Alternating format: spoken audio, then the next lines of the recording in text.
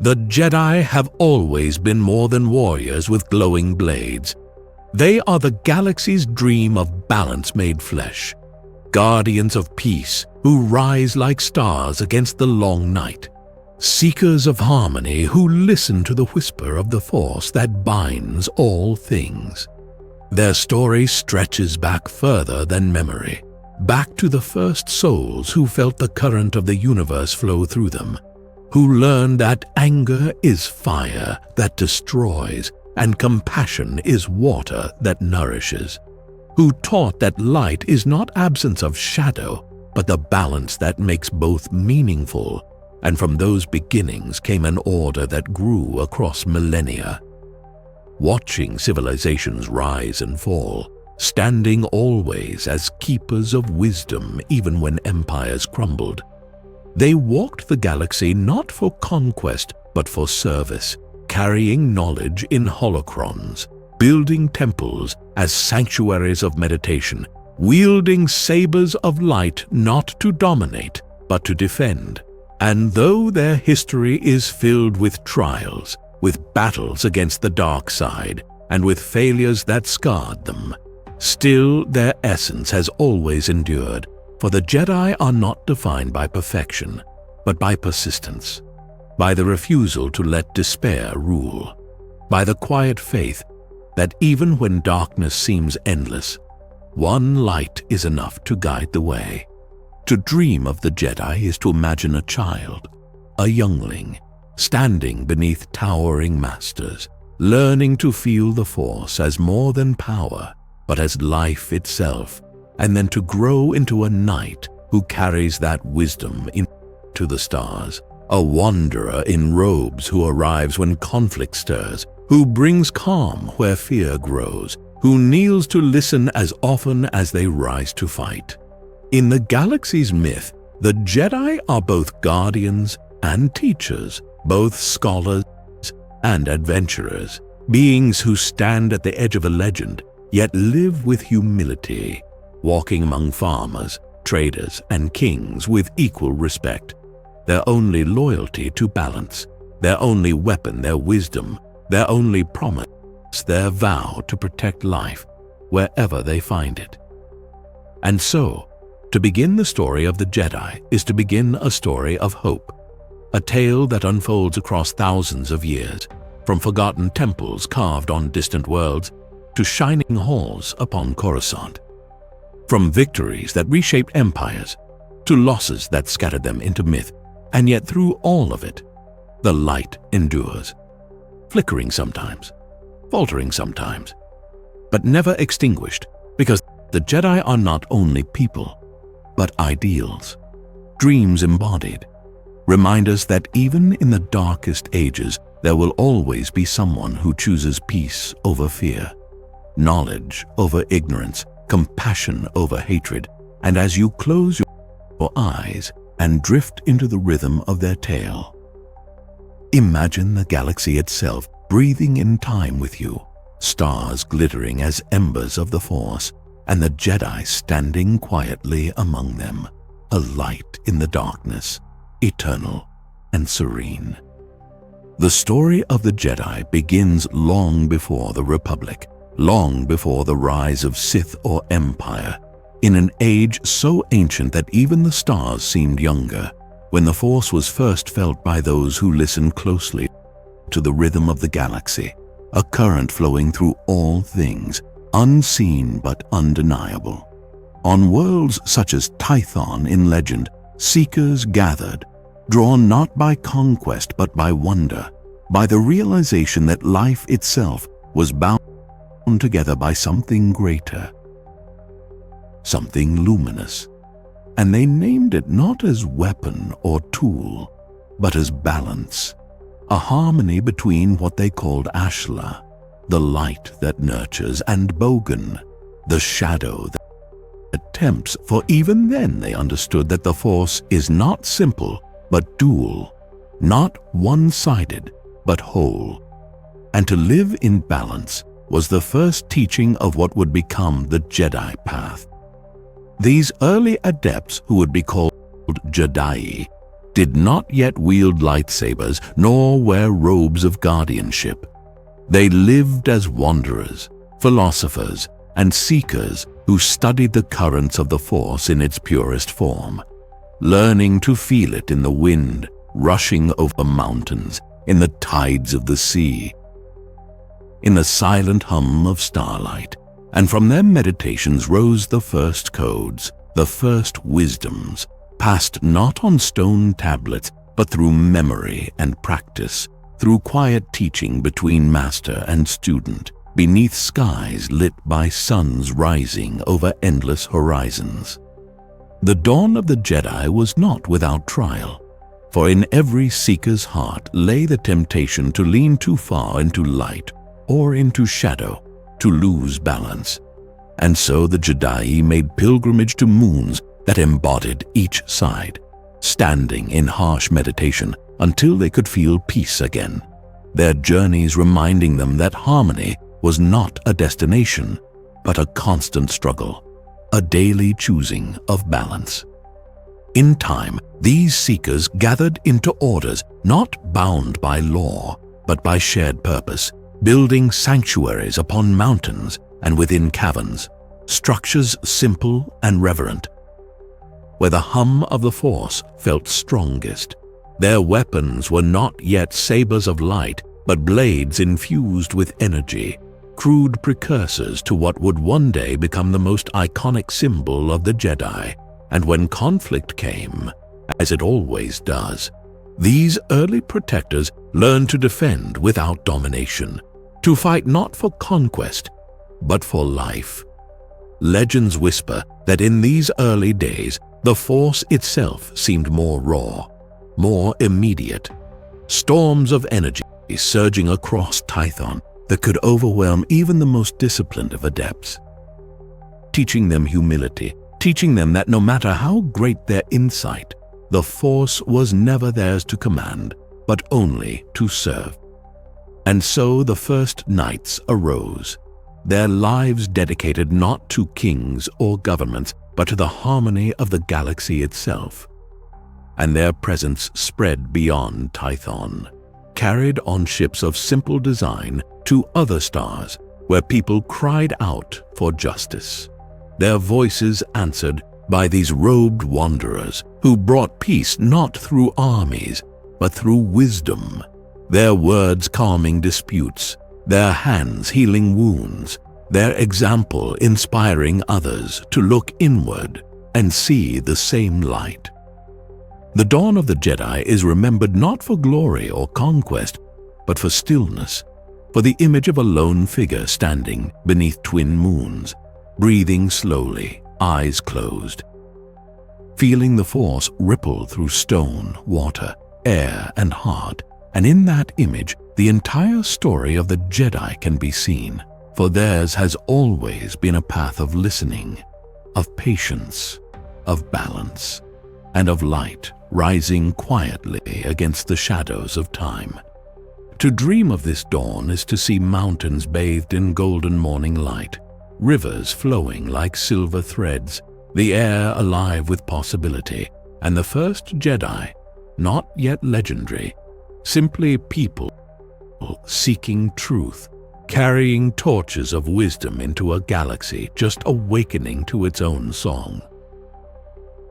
The dawn of the Jedi, when seen in greater detail, is not a single moment, but an unfolding, a gradual awakening of people across the galaxy who began to sense that life itself was bound by a rhythm deeper than mere survival, a harmony that could be touched through discipline, patience, and listening. On Tython, where the Jedi gathered, storms of Force energy raged with such intensity that only those who could find balance between Ashla and Bogan survived, and so the planet itself became their teacher, its harshness reminding them that leaning too far into light could blind, and falling too deep into shadow could consume, and so their training was always about walking the line, finding the stillness where both sides could exist without destroying one another. The adepts who survived these trials became teachers, guiding initiates not with dogma, but with lived experience, leading them on pilgrimages to moons aligned with each aspect of the Force, where young seekers would meditate under burning suns or in eternal night until they could feel equilibrium again. Their lessons written not on stone but in scars, in memories of storms endured, in visions granted by the Force itself. The Jedi began to craft tools that reflected their understanding. Primitive Force-imbued blades and early energy weapons, clumsy and unstable compared to the lightsabers of later ages, yet already symbolic, glowing with the will to defend rather than conquer, shining as beacons in darkness when conflict came. For though these early seekers sought balance, others arose who rejected it, hungering for power, claiming that the Force should not be walked in harmony, but bent to will, and from their pride came the first great schism, a rift between those who would later be remembered as Jedi and those who would become Sith. These wars of philosophy burned across Tython and beyond. Battles fought not only with weapons, but with ideals. And though the Jedi stood firm, many were lost, their deaths carving humility into the survivors, who began to see that to safeguard life meant more than philosophy. It meant sacrifice. Out of these struggles came the seeds of the Jedi Code, the beginnings of a vow to restrain power, to guide without ruling, to defend without domination, a promise that light would be their path, even as they remembered the shadows from which they had emerged. Slowly, the Jedi transformed into Jedi. Their name shortened, but their mission deepened. Their temples built not only as sanctuaries of balance, but as beacons of service, their wanderers leaving Tython to spread across the galaxy, answering calls for help, mediating disputes, offering healing where there was suffering, and carrying with them the dream that the Force was not a weapon but a song, one that every living being could hear if they listened. To dream of this dawn is to walk beneath towering temples half buried in mist, to hear the chants of adepts meditating in stone halls lit by firelight, to feel the hum of early sabers trembling in the air, unstable but radiant, and to watch as ships rise from Tython's valleys to carry these guardians into the wider galaxy, their robes simple, their hearts burdened but steadfast, their vow written not in law but in the Force itself. The dawn of the Jedi whispers that beginnings are fragile yet powerful, that balance is not easily won but endlessly worth seeking, and that even in the most ancient times, when stars were young and the galaxy untamed, there were those who chose to be light in the darkness, patient in the storm, and guardians of peace in a universe just learning to dream. The first Jedi Knights emerged slowly from the age of the Jedi, born not in glory, but in discipline, forged not by conquest, but by choice, as those early seekers who had endured storms of balance on Tython began to refine their teachings into something lasting, something that could guide not only themselves, but generations yet to come. They realized that harmony required structure, that wisdom scattered like sparks could fade unless gathered into flame. And so they codified what they had learned into the earliest form of the Jedi Code, simple yet profound lines that spoke of peace in place of emotion, knowledge in place of ignorance, serenity instead of passion, and balance instead of chaos. Words that became more than philosophy, but a compass for all who sought to walk the way of light. The knights of this age began to distinguish themselves from wanderers by swearing vows of service, devoting their lives not to themselves, but to the galaxy, their presence becoming known in the far reaches of space as mediators, healers, and defenders. not rulers. Their robes were plain, their weapons few, but their bearing carried authority born of calm. For when they entered disputes, they brought with them not only skill, but the weight of the Force itself, their words carrying the stillness of meditation, their eyes seeing deeper than anger or fear. It was during this age that the first true lightsabers were born, weapons unlike any the galaxy had seen, blades of pure plasma channeled through kyber crystals that resonated with the Force, humming not only with energy, but with meaning, for each Jedi attuned to their crystal through meditation, binding it to themselves so deeply that when ignited, the saber was not merely a tool, but an extension of their spirit. The gathering of crystals, often on the frozen world of Ilum, became a rite of passage, young initiates venturing into icy caverns guided by the Force, finding not the crystal they wanted, but the one that called to them, a silent bond that would shape their path forever.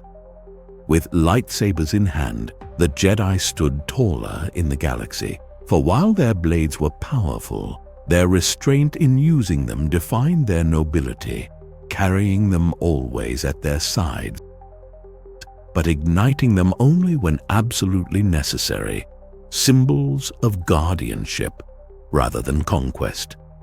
The first temples of the Jedi rose in this age, sanctuaries built on worlds where the Force felt strongest.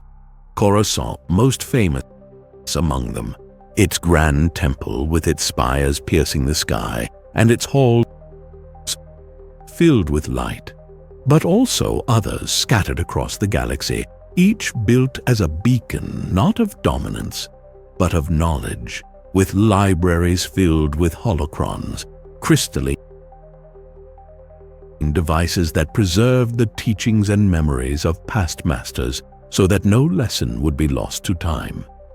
These temples became havens not only for Jedi, but for those who sought wisdom, their doors open to scholars, to seekers of truth, to the wounded and weary.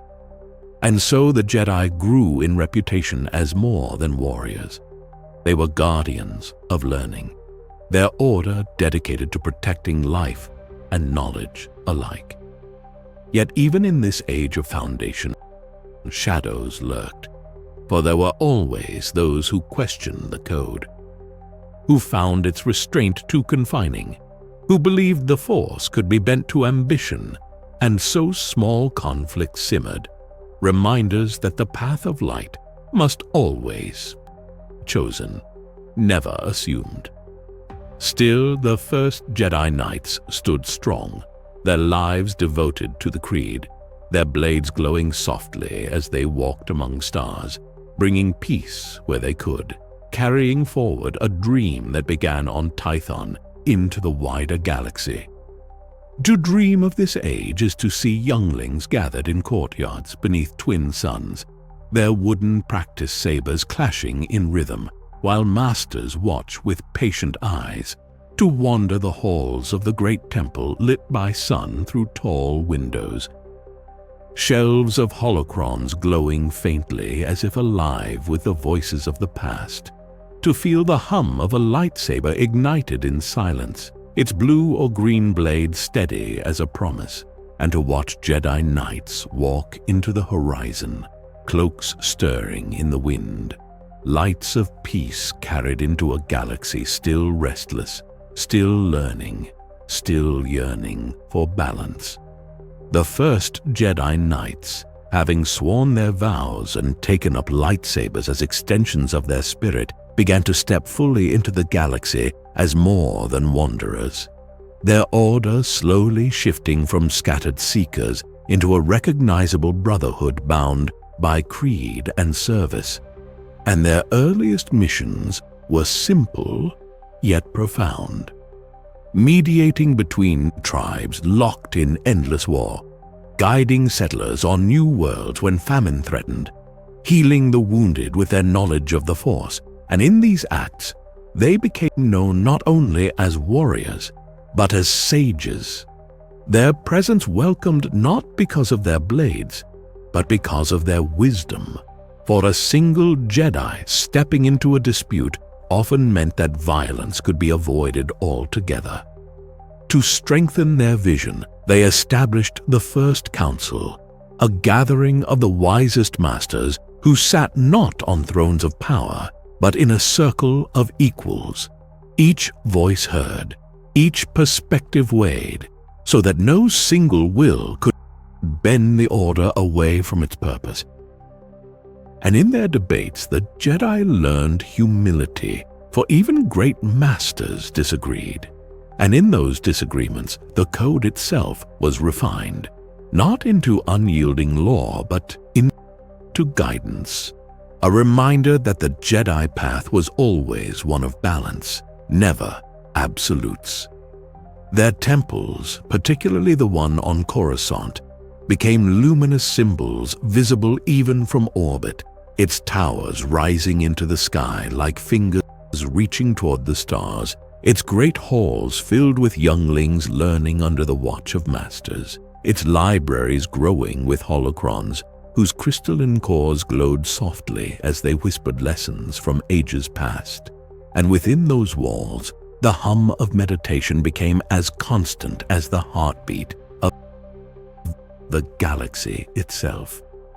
Jedi Knights left the temple in small numbers, never conquering, always answering, traveling aboard modest ships to the edges of the Republic where turmoil brewed, their cloaks plain but their presence profound, bringing with them the quiet strength of the Force, a strength that flowed not from domination, but from compassion.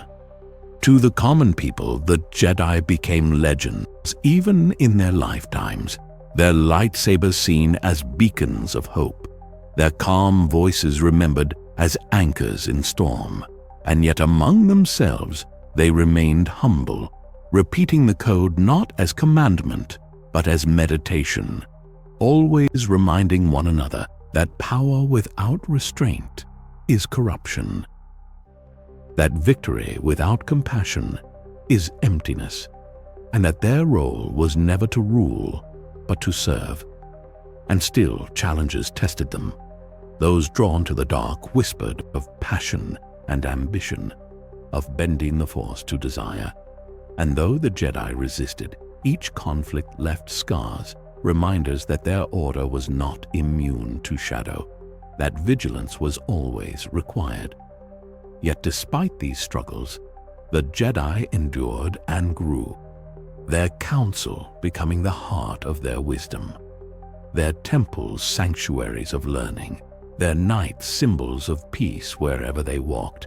And the galaxy began to see them not merely as an order, but as an ideal, proof that light could exist even amid endless conflict.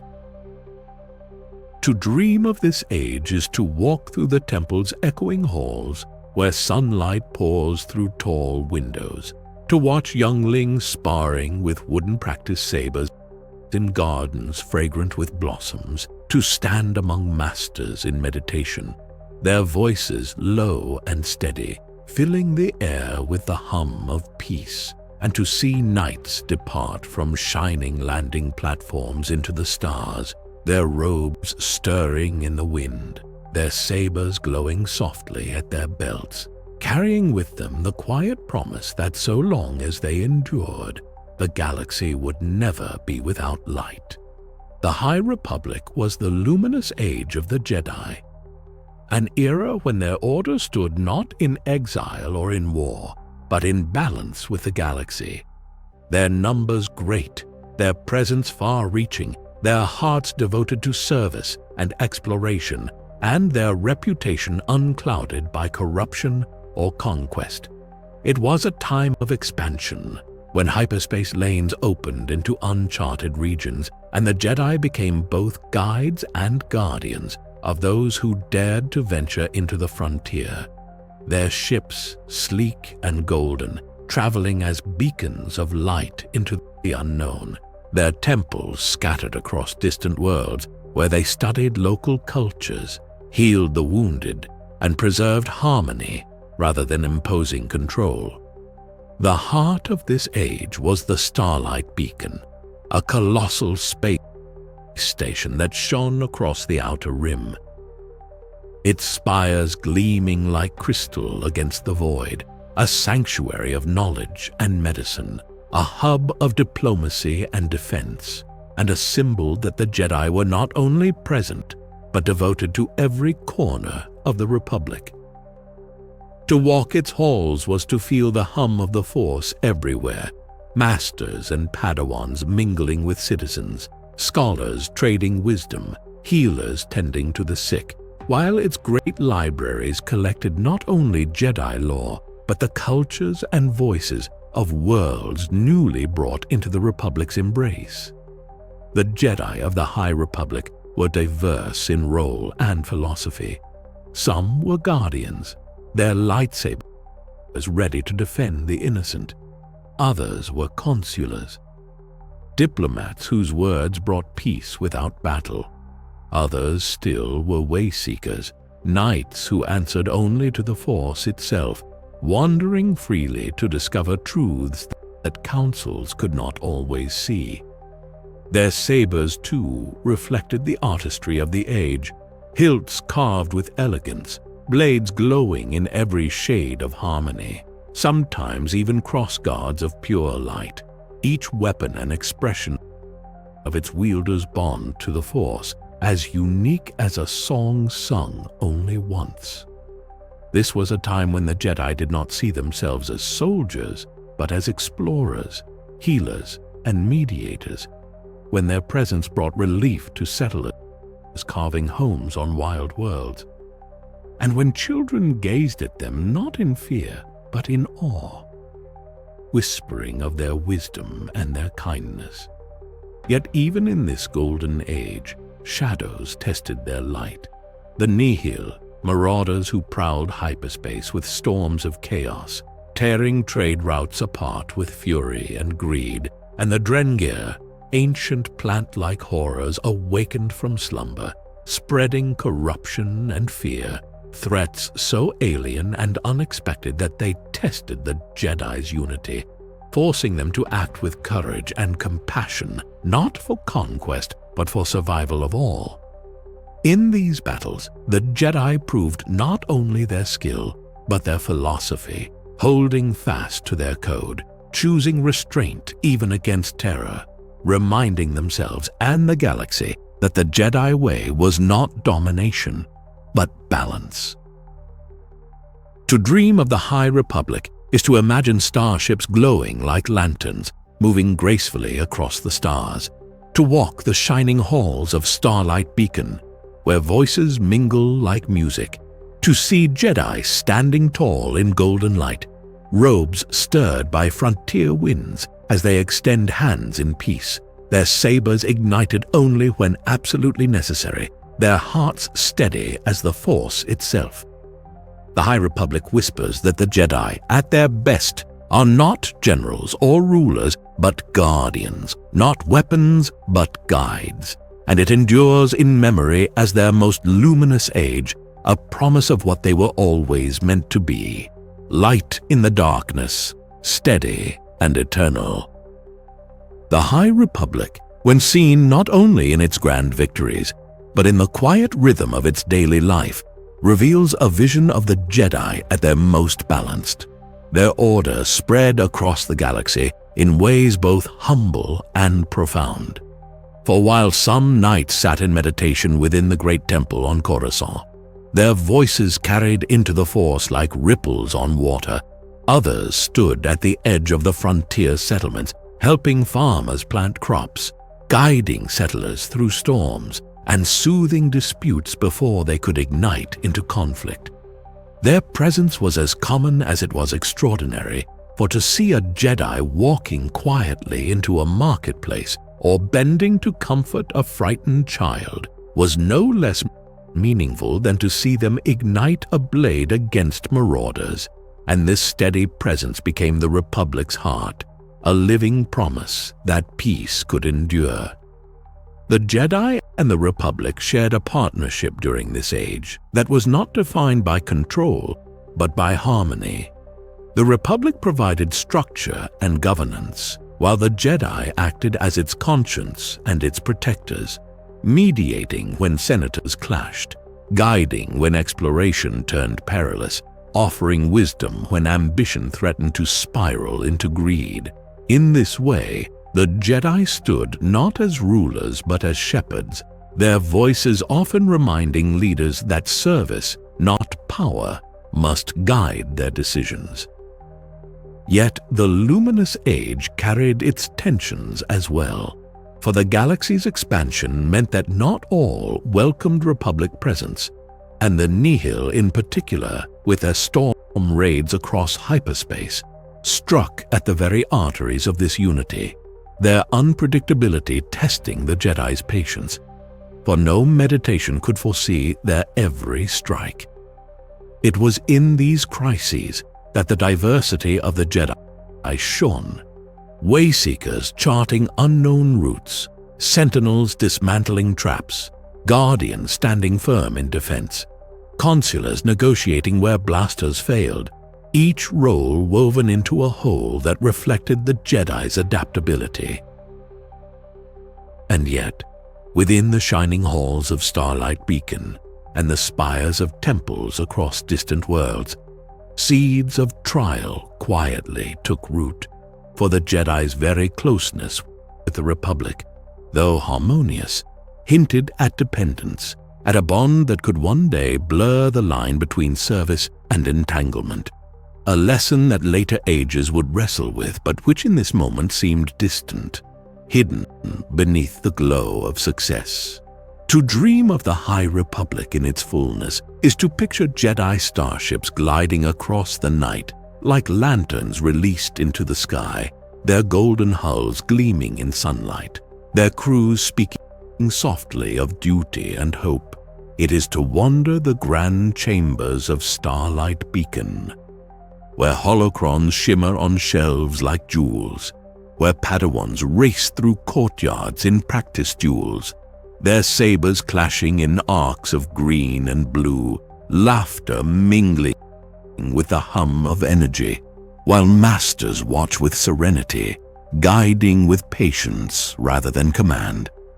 The air of the era itself felt lighter, as if the galaxy breathed more easily, and though storms came, as storms always do, the Jedi met them with calm, with unity, with the conviction that so long as they listened to the Force, no shadow could fully consume the light.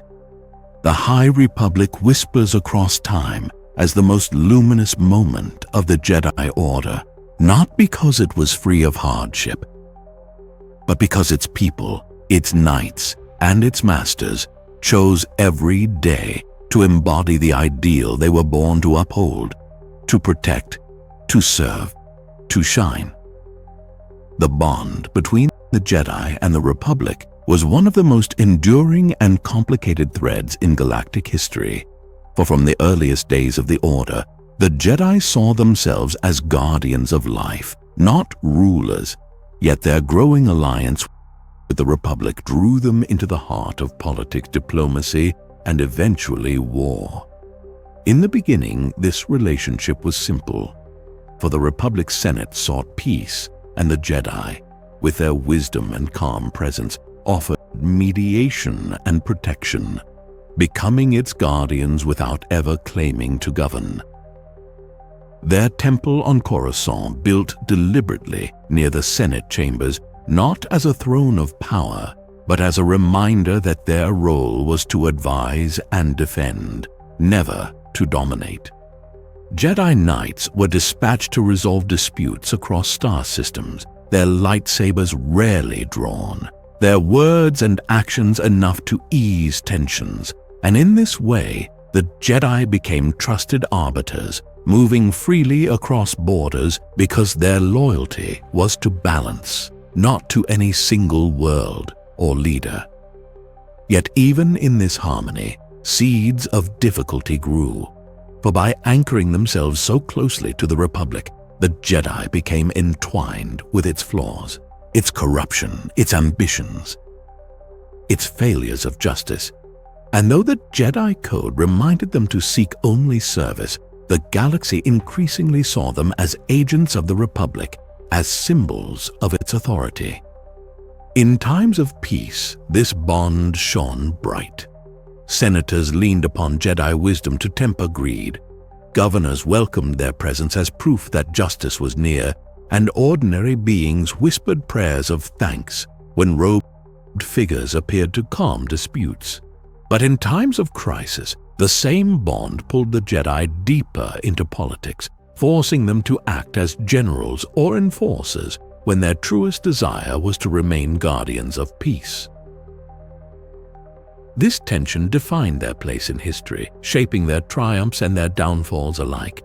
For though they resisted ambition, the perception that they were aligned with government blurred their image of neutrality, and when corruption seeped into the Senate, it cast shadows across the Jedi as well. Yet within their temple, the Jedi always reminded themselves of their true calling. Younglings sat in meditation gardens reciting the code. Masters urged Padawans to see beyond politics into the living force. Holocrons whispered ancient lessons of humility and compassion, and the council debated endlessly not to seize power, but to avoid it, striving always to remain a servant of the galaxy rather than its master. To dream of the Jedi in the Republic is to picture the shining spires of Coruscant, the Senate dome bustling with voices, and across the way the Jedi Temple rising serene, its 5 towers glowing in golden light, the two institutions forever linked, sometimes in harmony, sometimes in tension, but always inextricable. It is to watch a Jedi Knight walk into the Senate chamber, robes flowing, saber at their belt, bowing not in subservience but in respect, their calm presence filling the room with weight that no speech could match. This partnership, though imperfect, defined thousands of years of galactic order, proving both the strength and the fragility of the Jedi. For while it allowed them to bring peace to countless systems, it also tethered them to the fates of politics they could not control, and when the Republic faltered, the Jedi would falter with it. Yet still, the relationship endures in memory as luminous, for in their greatest moments, the Jedi and the Republic stood together as symbols of hope, guardians and governors striving in unity, proving that even in a galaxy of conflict, light could guide, peace could endure, and balance could be sought, not only through the Force, but through service shared between wisdom and governance. As the centuries passed, the relationship between the Jedi and the Republic grew closer, until their destinies seemed to move as one, for the Republic, sprawling and diverse, needed voices of balance, and the Jedi, bound to service, felt compelled to step into the role. Yet with every step they took toward Coruscant's politics, their order walked a line more fragile, balancing their vow of neutrality with the expectations of senators who increasingly saw them as the Republic's protectors. And so Jedi found themselves dispatched not only to distant colonies, but into the very heart of political disputes, mediating between planetary leaders, advising chancellors, and calming rival factions whose ambitions threatened to fracture the delicate unity of the galaxy. For generations, this closeness seemed a blessing, as Jedi wisdom prevented wars, soothed conflicts before they erupted, and guided the Senate toward compromise.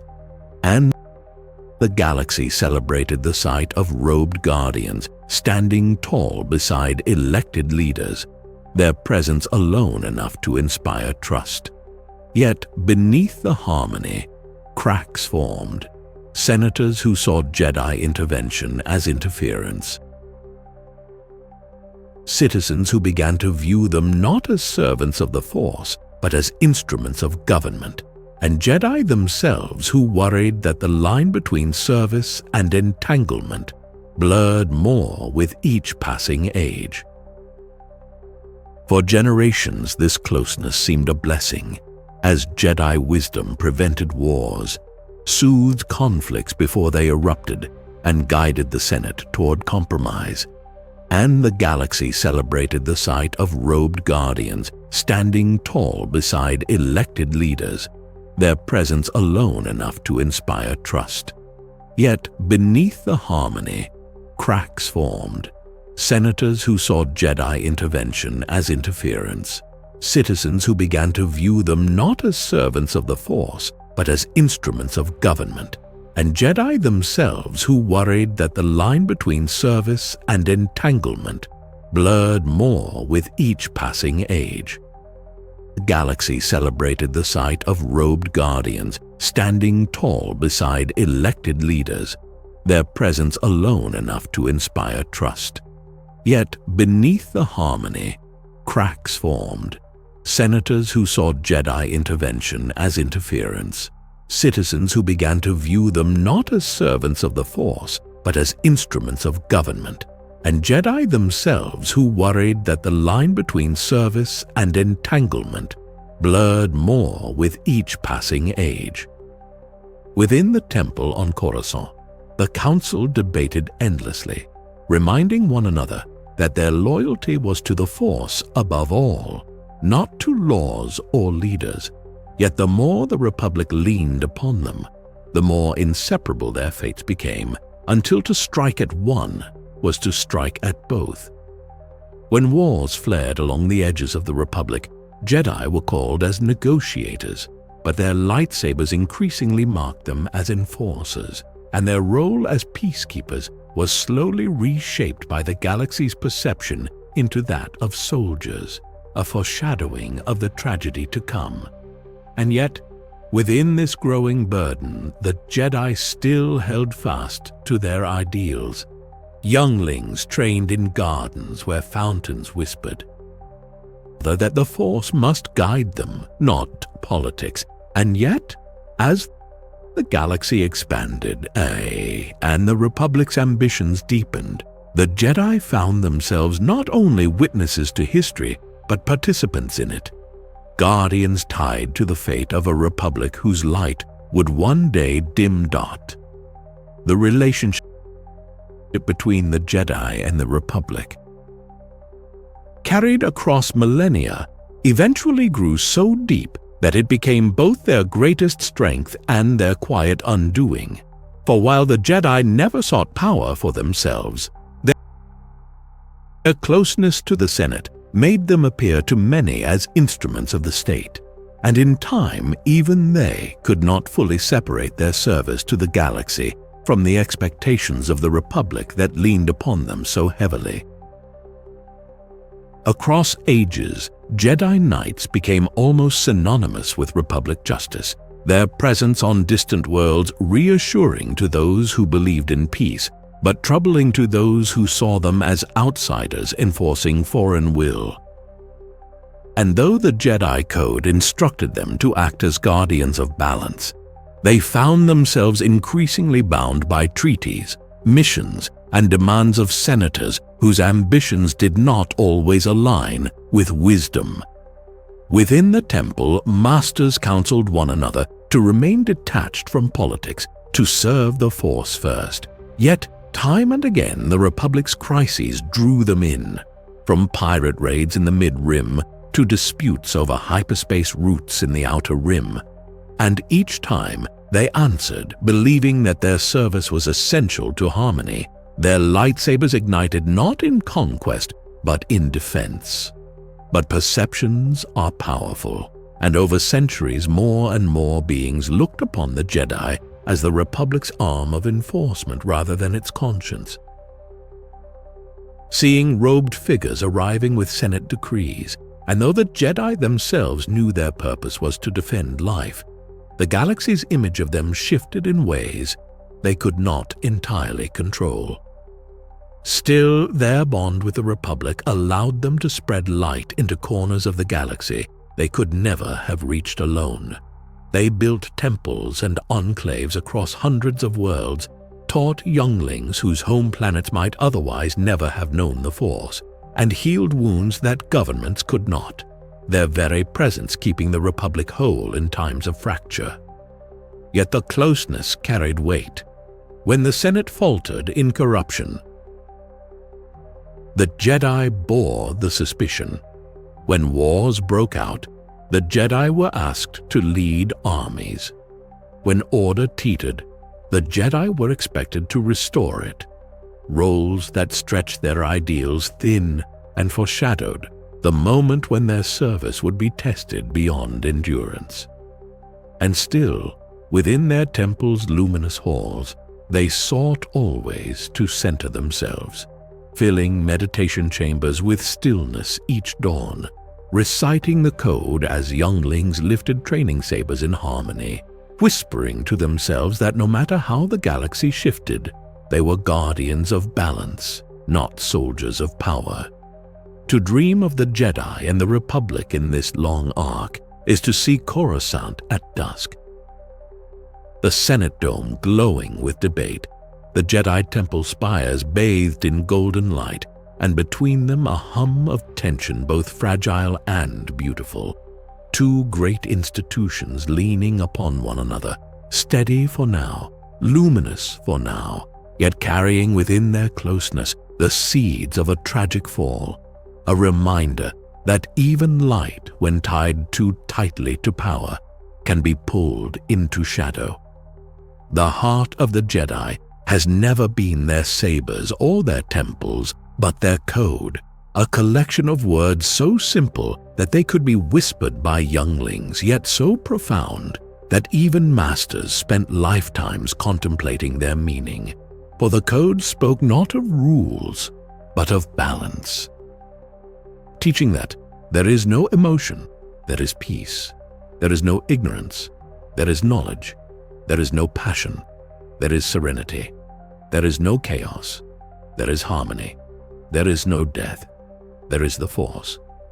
And in these lines, the Jedi found their compass, a vow to restrain the fire of anger, to seek knowledge as a path to understanding, to choose serenity over impulse, to trust in the harmony of all things, and to see beyond death into the endless flow of the Force. It wasn't an oath of denial, but one of alignment, guiding Jedi to transform fear into clarity, ignorance into curiosity, chaos into calm, and loss into acceptance. Their philosophy was taught from the earliest years, when younglings still in creche practiced breathing meditations, learning to quiet their minds until they could feel the hum of the Force around them, the energy in a stone, the rhythm in a leaf trembling in wind. And as they grew, they learned that training was not about dominance, but discipline, the shaping of spirit as much as body, for lightsaber drills were taught alongside lessons in diplomacy, history, ethics, and the healing arts, all to ensure that a Jedi carried wisdom as readily as a blade. The path of training itself mirrored their philosophy. A child, first a youngling, raised in groups to emphasize unity, then chosen by a knight or master as Padawan, wearing a braid as a symbol of apprenticeship, walking side by side with their teacher into the galaxy, learning through service and compassion rather than lectures alone, until they faced the trials that tested their courage, wisdom, and connection to the Force, rising then to the rank of knight, and later perhaps master, when they themselves took on students and joined the council to guide the order. Within the philosophy of the Jedi, the Force was never seen as a tool to control, but as life itself, a current that bound all beings, luminous and eternal, teaching them that their role was not to bend it to their will, but to flow with it. Listening to its whispers in stillness, trusting its guidance when choices seemed impossible. It was for this reason that meditation formed the foundation of their practice. For in silence, they found clarity. In clarity, they found peace. And in peace, they found strength not to dominate, but to serve. The Jedi divided themselves into paths that reflected this philosophy. Guardians who focused on defense and protection, consulars who sought wisdom and diplomacy, sentinels who balanced the two, blending practical skills with force study, and yet regardless of path, all were bound by the same ideals: compassion, humility, selflessness, and the vow to act not for self, but for all. Their lightsabers reflected this as well, for each crystal chosen resonated with the Jedi spirit, its color glowing not from preference, but from connection, a reminder that every night carried within them a piece of the galaxy's luminous balance. And though the code was often recited in serenity, it was lived most fully in challenge. For when fear whispered, a Jedi answered with calm. When temptation pressed, they remembered serenity. When loss struck, they trusted that nothing truly ended, for all things returned to the Force. To dream of the Jedi's code and philosophy is to imagine yourself sitting in a meditation chamber lit by gentle golden light. The air quiet except for your own breath, your hands resting still as you feel the hum of the Force pulsing around you, flowing through stone and air, whispering not commands, but comfort. It is to see younglings sparring in the courtyard, laughter mingling with the clash of wooden sabers, to hear a master's calm voice reminding them that the true battle is not against enemies, but against fear within, and to picture the long line of Jedi across time, each reciting the same words, each striving for the same peace, their voices joining like a choir of light carried through millennia. The Jedi Code whispers not of perfection, but of persistence, not of power, but of patience, reminding that even when darkness rises, light can endure in the heart of anyone who chooses peace over hatred. And so the philosophy of the Jedi remains one of the galaxy's most timeless truths, that the Force binds all things, that balance is the greatest strength, and that to live in harmony with the luminous current of life is the highest calling of all. The Jedi Code, though spoken in simple words, lived as something far greater, for it was not merely recited but woven into every action of a Jedi's life, shaping the way they breathed, the way they spoke, the way they carried themselves into the galaxy. And from youngling to master, each found their own journey through its meaning, discovering that its phrases were not commandments but meditations, lessons that deepened with time. There is no emotion, there is peace, did not mean that Jedi felt nothing, but that they learned to let emotions rise and fall like waves without being drowned by them, that they acknowledged anger, grief, or joy, but did not let those feelings decide their choices. And so in meditation gardens, younglings practiced breathing exercises, learning to watch their emotions as stars drift across the night, beautiful yet distant, not chains, but lights. There is no ignorance, there is knowledge. Called them not to arrogance but to humility, reminding them that wisdom is never finished, that the Force is infinite, and their role is always that of students, seeking answers in holocrons, in the teachings of masters, and in the silent lessons of the galaxy itself, listening to the hum of rivers or the stillness of stone as carefully as they listened to teachers. There is no passion, there is serenity, urged them to choose clarity over impulse, to see that true strength was found in restraint, in stillness, in the ability to act with purpose rather than reaction, and so lightsaber drills were not only combat training, but meditations in motion, each form a dance that brought body and mind into harmony. There is no chaos, there is harmony, reminded them that the galaxy, though filled with war and conflict, was part of a greater order, and their role was not to erase struggle, but to guide balance, to see how even storms could give way to new growth. And finally, there is no death, there is the Force, gave them comfort against loss, teaching that every life, every voice returned to the luminous current of existence, that nothing was ever truly gone, only transformed.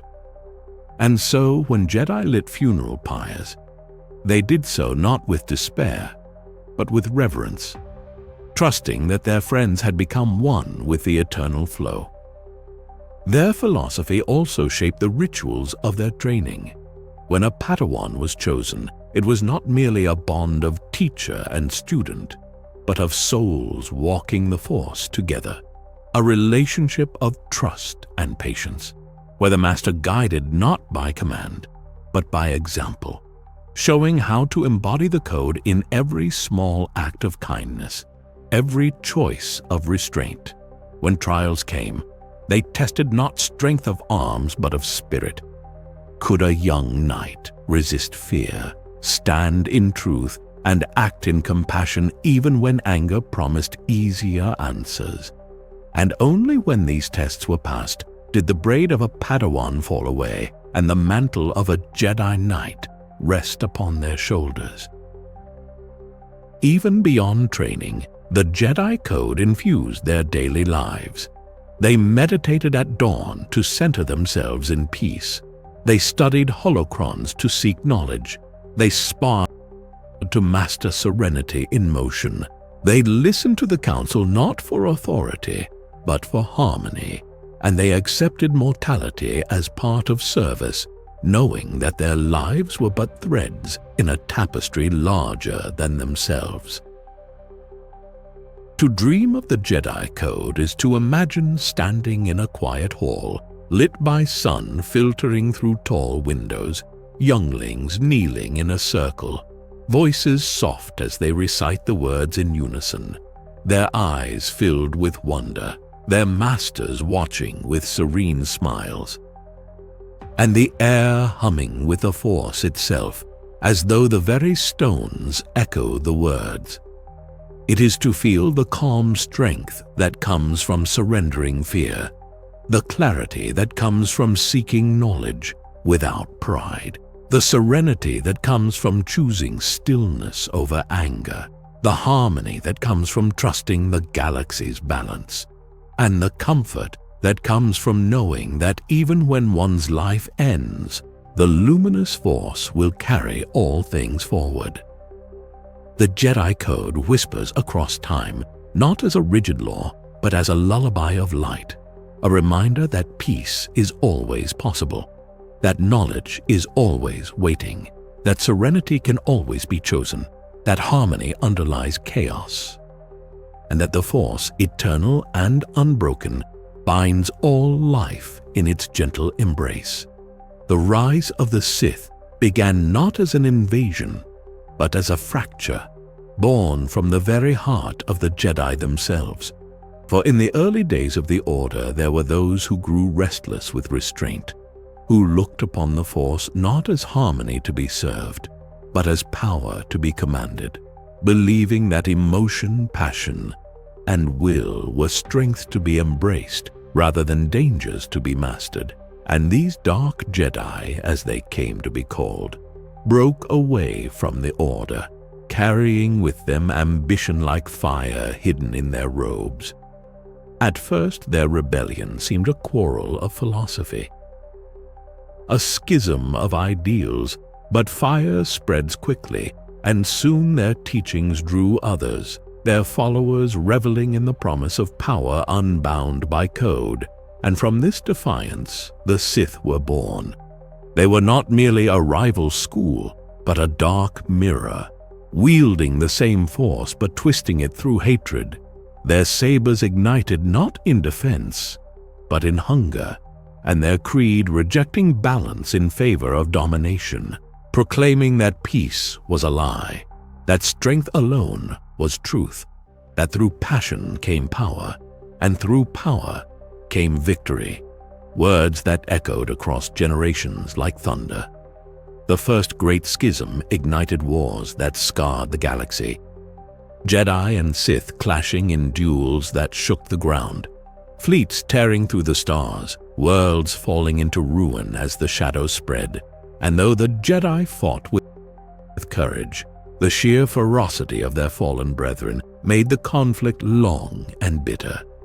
Ancient names rose in these wars, legends whispered even millennia later. Ayunta Pal, remembered as one of the first Dark Lords, Naga Sadow, whose armies pushed the Republic to its brink, Exar Kun, once a Jedi, now a terror whose double-bladed saber carved fear into history, and Revan, whose story blurred the line between hero and betrayer, Jedi and Sith. Each of these figures, whether in canon or legend, represented the same truth, that the dark side, born from pride and desire, was always waiting, always tempting, always rising from the cracks of the Order. The Jedi endured, but at a cost, for each war left scars upon their philosophy, their temples rebuilt from ashes, their counsel ever more cautious, their teachings refined again and again, as reminders that peace was fragile, that vigilance was eternal. And yet, even in defeat, the Sith adapted, retreating into shadows, reshaping themselves in secret, waiting patiently until the galaxy grew complacent, their whispers spreading like smoke, their ambitions never extinguished. To dream of the first great wars is to stand on ancient battlefields, the air thick with the hum of hundreds of sabers clashing in storm, skies burning with fire from orbiting fleets, Jedi standing in lines of calm amid chaos, their blades blue and green against the red of their foes, their voices carrying prayers of the code into the roar of hatred. It is to walk afterward through ruins, temples cracked, libraries burned, and still to hear the quiet hum of survivors meditating amid the ashes, promising that light would not be extinguished no matter how dark the night. The rise of the Sith and the great wars that followed became not only history, but warning. Etched into every holocron, whispered to every Padawan, a reminder that the shadow is not an enemy outside, but a temptation within, and that the Jedi, to endure, must always choose again and again to stand in peace, to live in balance, to be the light that endures even when galaxies burn. The first great wars between Jedi and Sith were not isolated battles, but sweeping struggles that spanned centuries, each conflict reshaping the galaxy and etching lessons into the very heart of the Order. For when the Dark Jedi who had broken away returned with armies of Sith loyalists, the Jedi were forced to face their own reflection, enemies who knew their strengths and weaknesses, who wielded the Force with equal mastery but twisted by hatred, ambition, and hunger for control. On Coruscant itself, battles raged through the skies, temples shook as sabers clashed in chambers meant for meditation, and whole fleets were lost in the void as light and shadow tore the stars apart. The great hyperspace war, sparked by Sith Lords Naga Sadow and Ludo Kresh, saw the Republic itself nearly broken as Sith fleets stormed into its heart, only for the Jedi to rally in defense, standing as the Republic's shield, their blades glowing like 1,000 stars above battlefields littered with fire. Later came Exar Kun, once a Jedi Knight of promise, whose fall to the dark side plunged entire systems into despair. his creation of the double-bladed saber a symbol of his defiance, his charisma pulling students and knights alike into darkness. And though the Jedi united to defeat him, their losses were great, their trust in their own invulnerability forever shaken.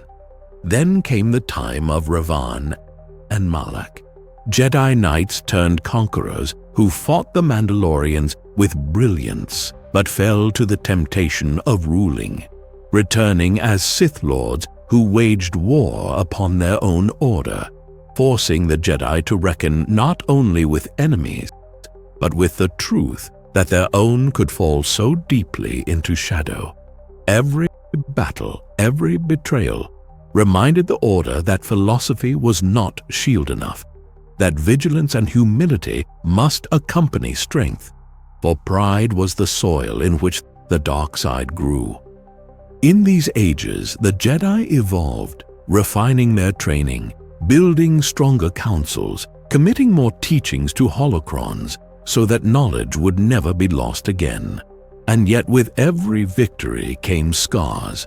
The galaxy rebuilt itself from ashes, but Jedi funerals filled temple courtyards with firelight and silence. Each fallen knight remembered not only with grief, but with resolve. And still the Sith endured, never wholly destroyed, for their creed was cunning and patient.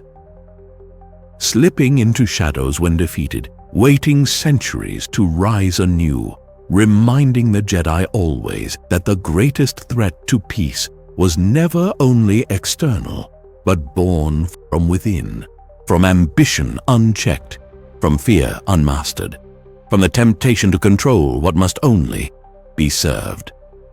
To dream of the first great wars is to stand on battlefields where red and blue sabers hum like rival storms, where chants of the code are drowned by cries of fury, where the Force itself seems to quake beneath the weight of struggle, and then to walk afterward through the ruins of temples where masters kneel in meditation, whispering vows to rebuild, to endure, to carry light forward again no matter how often it is tested. These wars became not just memory, but myth, passed to each new generation of Jedi as both history and warning, proof that the dark side rises whenever pride blinds the Order, and reassurance that though shadow endures, so too does light, flickering sometimes, but never extinguished. The Jedi of the Old Republic stood as the galaxy's peacekeepers during an age when civilization, scarred by centuries of conflict with the Sith, finally began to heal and flourish. And though shadows lingered at the edges of memory, the Order grew into a symbol of stability, its knights walking the galaxy not as conquerors, but as guardians, their presence a promise that law and compassion could endure even in turbulent times. Their temples rose not only on Coruscant, but on distant worlds, like Ossus, where great libraries overflowed with scrolls, holocrons, and crystalline records of ancient wisdom, and where scholars preserved the lessons of ages so that no generation would fall into the same arrogance that had once led to schism. This was an age of learning, of diplomacy, of quiet missions, as Jedi mediators traveled hyperspace lanes to settle disputes between worlds, of healers tending to plague-ridden settlements, of knights riding alongside Republic envoys into frontier systems where law was fragile, their cloaks catching the wind as they spoke softly to restless crowds, bringing calm where violence threatened to spark. The Old Republic, vast and complex, relied on the Jedi not as rulers but as guides, their councils sitting high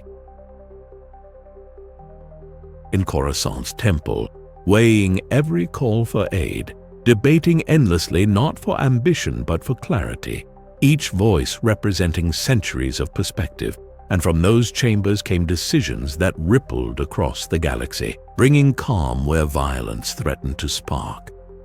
The Old Republic, vast and complex, relied on the Jedi not as rulers but as guides, their councils sitting high in Coruscant's temple, weighing every call for aid, debating endlessly not for ambition but for clarity, each voice representing centuries of perspective, and from those chambers came decisions that rippled across the galaxy, carried on the shoulders of knights who believed their greatest weapon was not their saber, but their compassion.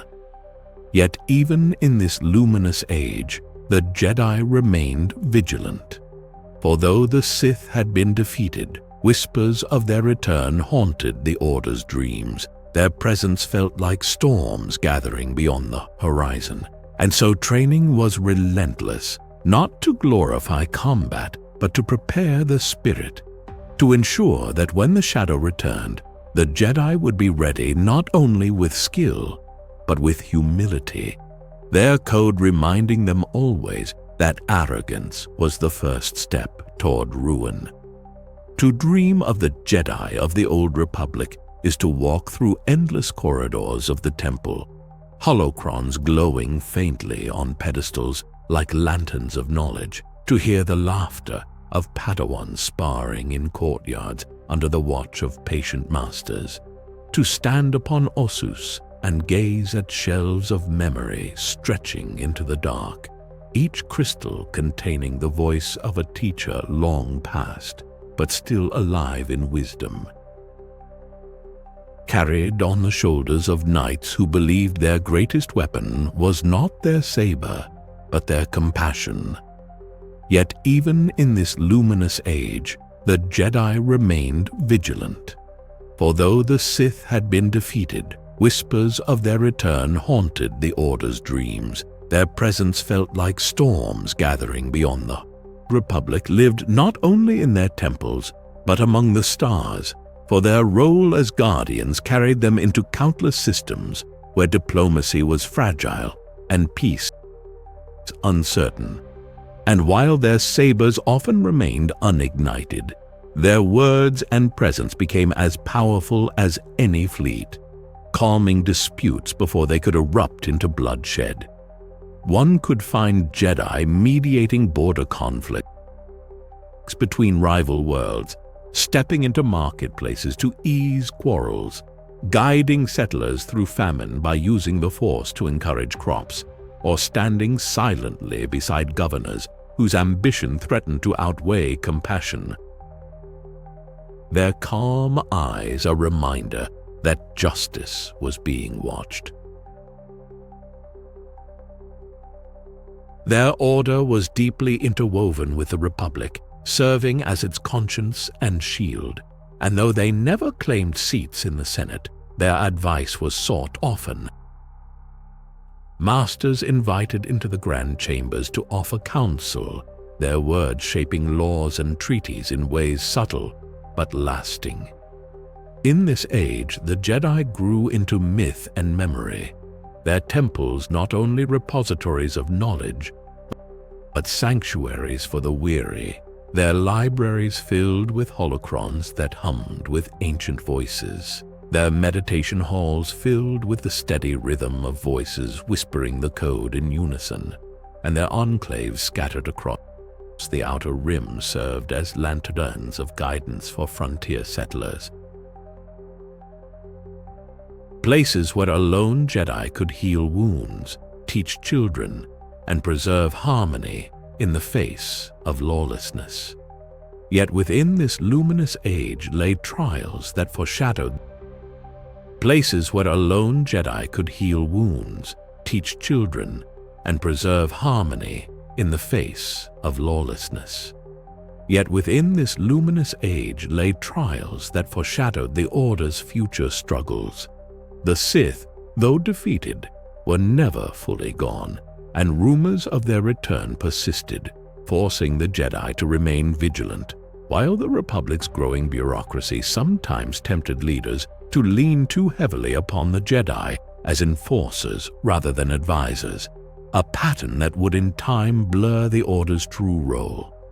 Even so, the Jedi endured with grace, their knights venturing into the unknown, their masters shaping new generations with patience, their councils striving always to hold true to balance, and their Order, though tested, carried light into corners of the galaxy where otherwise only shadow would have reigned. To dream of the Jedi in the Old Republic is places where a lone Jedi could heal wounds, teach children, and preserve harmony in the face of lawlessness. Yet within this luminous age lay trials that foreshadowed the Order's future struggles.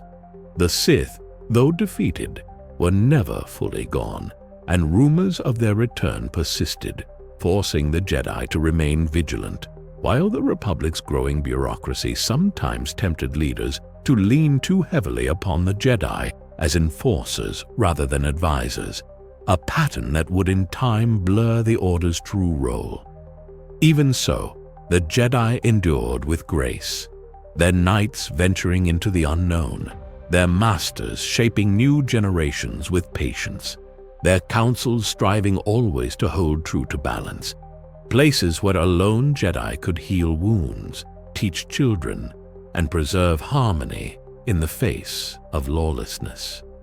Yet within this luminous age lay trials that foreshadowed the Order's future struggles. The Sith, though defeated, were never fully gone, and rumors of their return persisted, forcing the Jedi to remain vigilant, while the Republic's growing bureaucracy sometimes tempted leaders to lean too heavily upon the Jedi as enforcers rather than advisors, a pattern that would in time blur the Order's true role.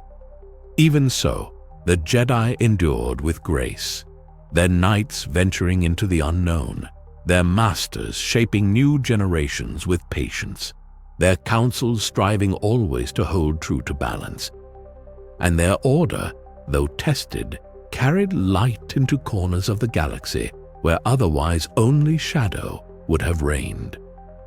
To dream of the Jedi in the Old Republic is to picture fleets passing silently through hyperspace, carrying envoys of peace with robed figures aboard. It is to see knights standing in council chambers, their voices calm and deliberate amid the noise of politics. It is to hear the laughter of Padawans echo through temple gardens on Coruscant, blades of practice sabers clashing in playful rhythm as masters watch with quiet smiles. It is to walk the endless archives of Ossus, where crystals glow faintly with the wisdom of long-forgotten ages, and their Order, though tested, carried light into corners of the galaxy where otherwise only shadow would have reigned. To dream of the Jedi in the Old Republic is to picture fleets passing silently through hyperspace, carrying envoys of peace with robed figures aboard. It is to see knights standing in council chambers, their voices calm and deliberate amid the noise of politics. It is to hear the laughter of Padawans echo through temple gardens on Coruscant, blades of practice sabers clashing in playful rhythm as masters watch with quiet smiles.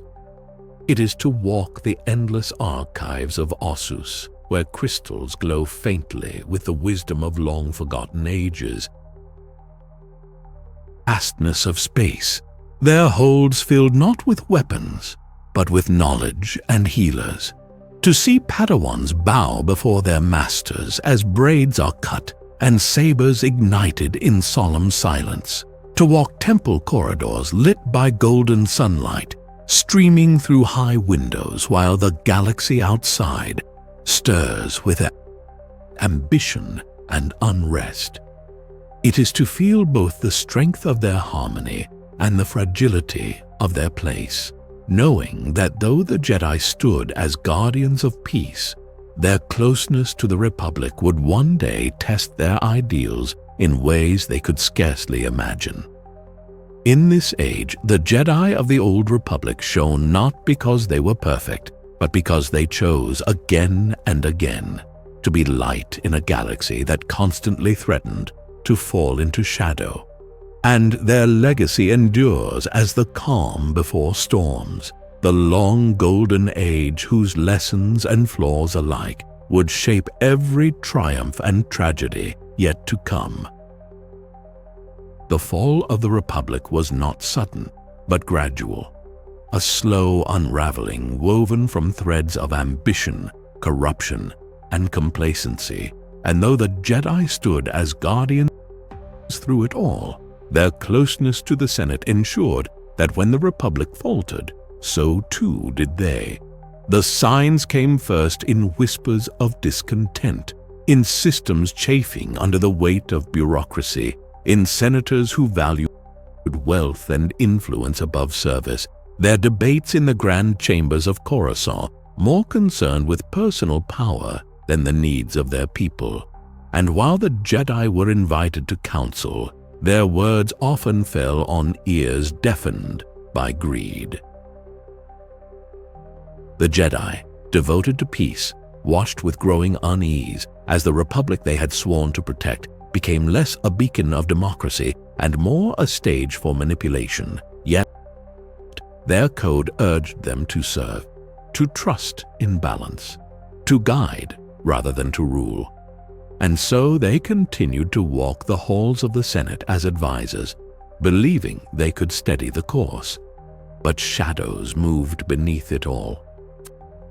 The fall of the Republic was not sudden, but gradual, a slow unraveling woven from threads of ambition, corruption, and complacency.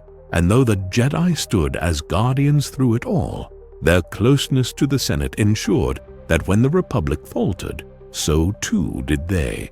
The signs came first in whispers of discontent, in systems chafing under the weight of bureaucracy, in senators who valued wealth and influence above service, their debates in the grand chambers of Coruscant more concerned with personal power than the needs of their people.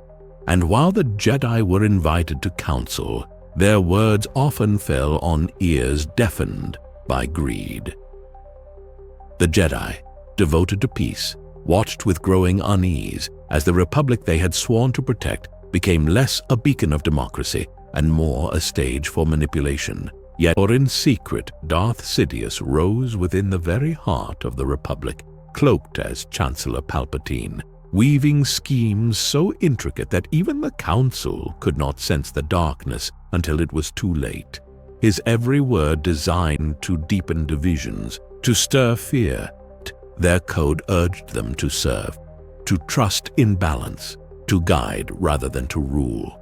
And so they continued to walk the halls of the Senate as advisors, believing they could steady the course. But shadows moved beneath it all. Though their compassion endured, the galaxy no longer saw them as impartial guardians, but as warriors of the Republic, their image tarnished in the eyes of those who suffered beneath the endless war. Within their temple, the Council debated endlessly, masters meditating for clarity, yet finding only the murk of a force clouded by Sidious's shadow, their visions blurred, their foresight dimmed, leaving them uncertain, reactive, trapped in a cycle of war they could not escape. And so the fall of the Republic was also the fall of the Jedi. For when the Senate gave Palpatine more and more power, cloaked as emergency measures, the Jedi's voices grew quieter, their protests drowned by cheers for a leader who promised security. And when suspicion at last turned upon the Jedi themselves, they found they had been cornered, portrayed not as protectors, but as conspirators, painted as traitors to the very Republic they had bled to defend.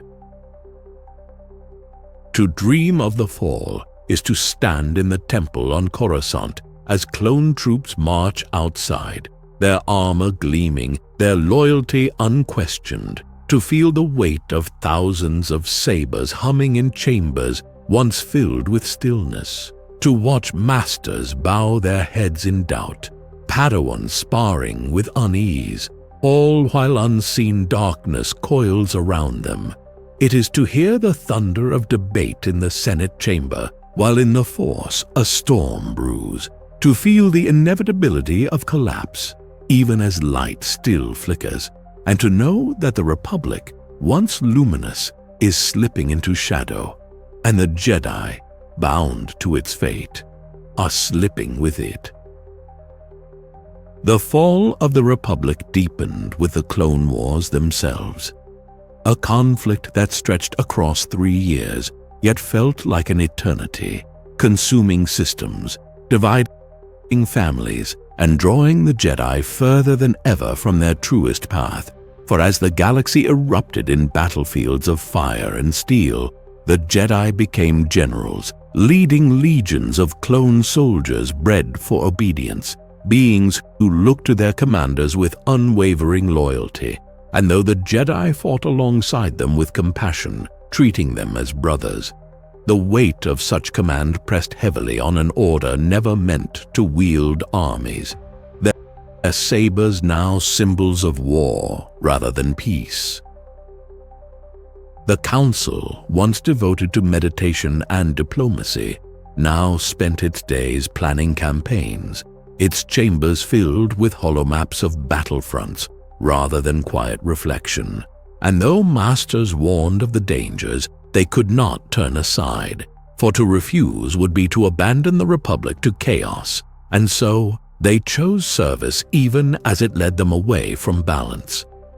The war was orchestrated by Sidious, hidden in plain sight, his every move designed to entangle the Jedi further.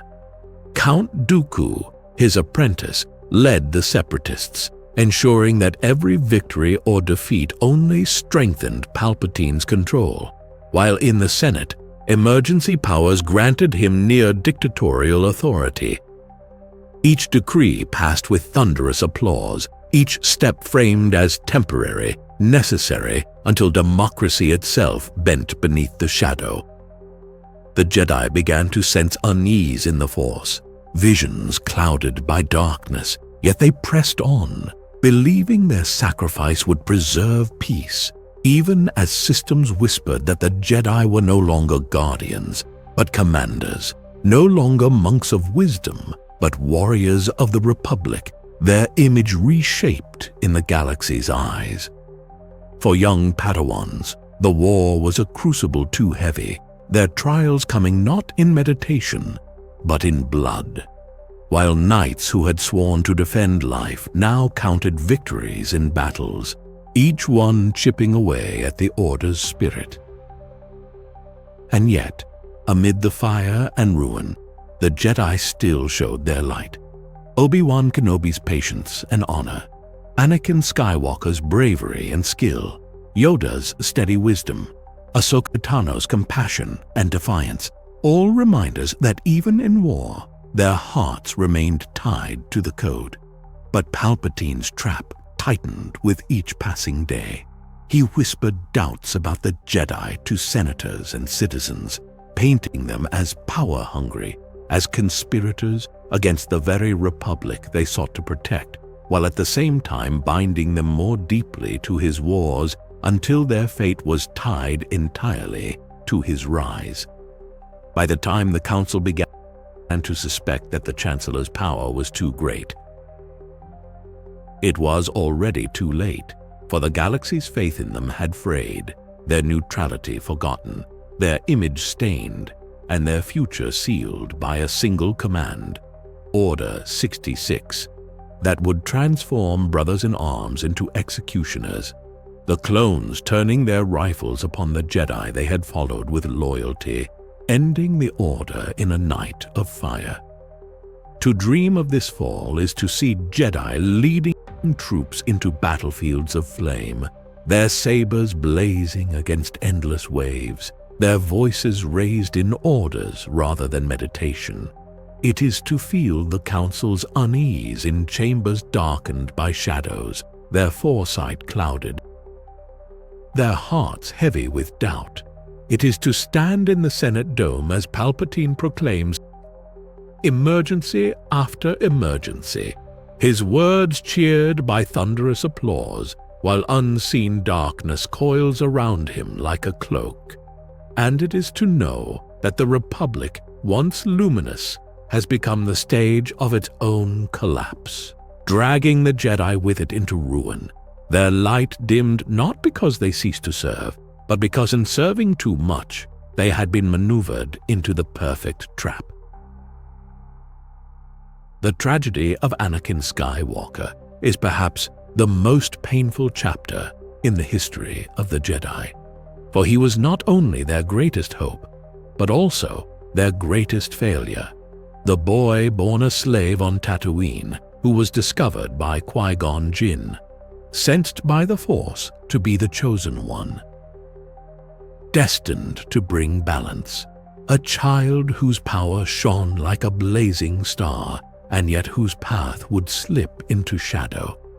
From the moment Anakin entered the temple, the Council sensed both his extraordinary potential and the danger within him, for he was older than most younglings, already formed by love, fear, and loss.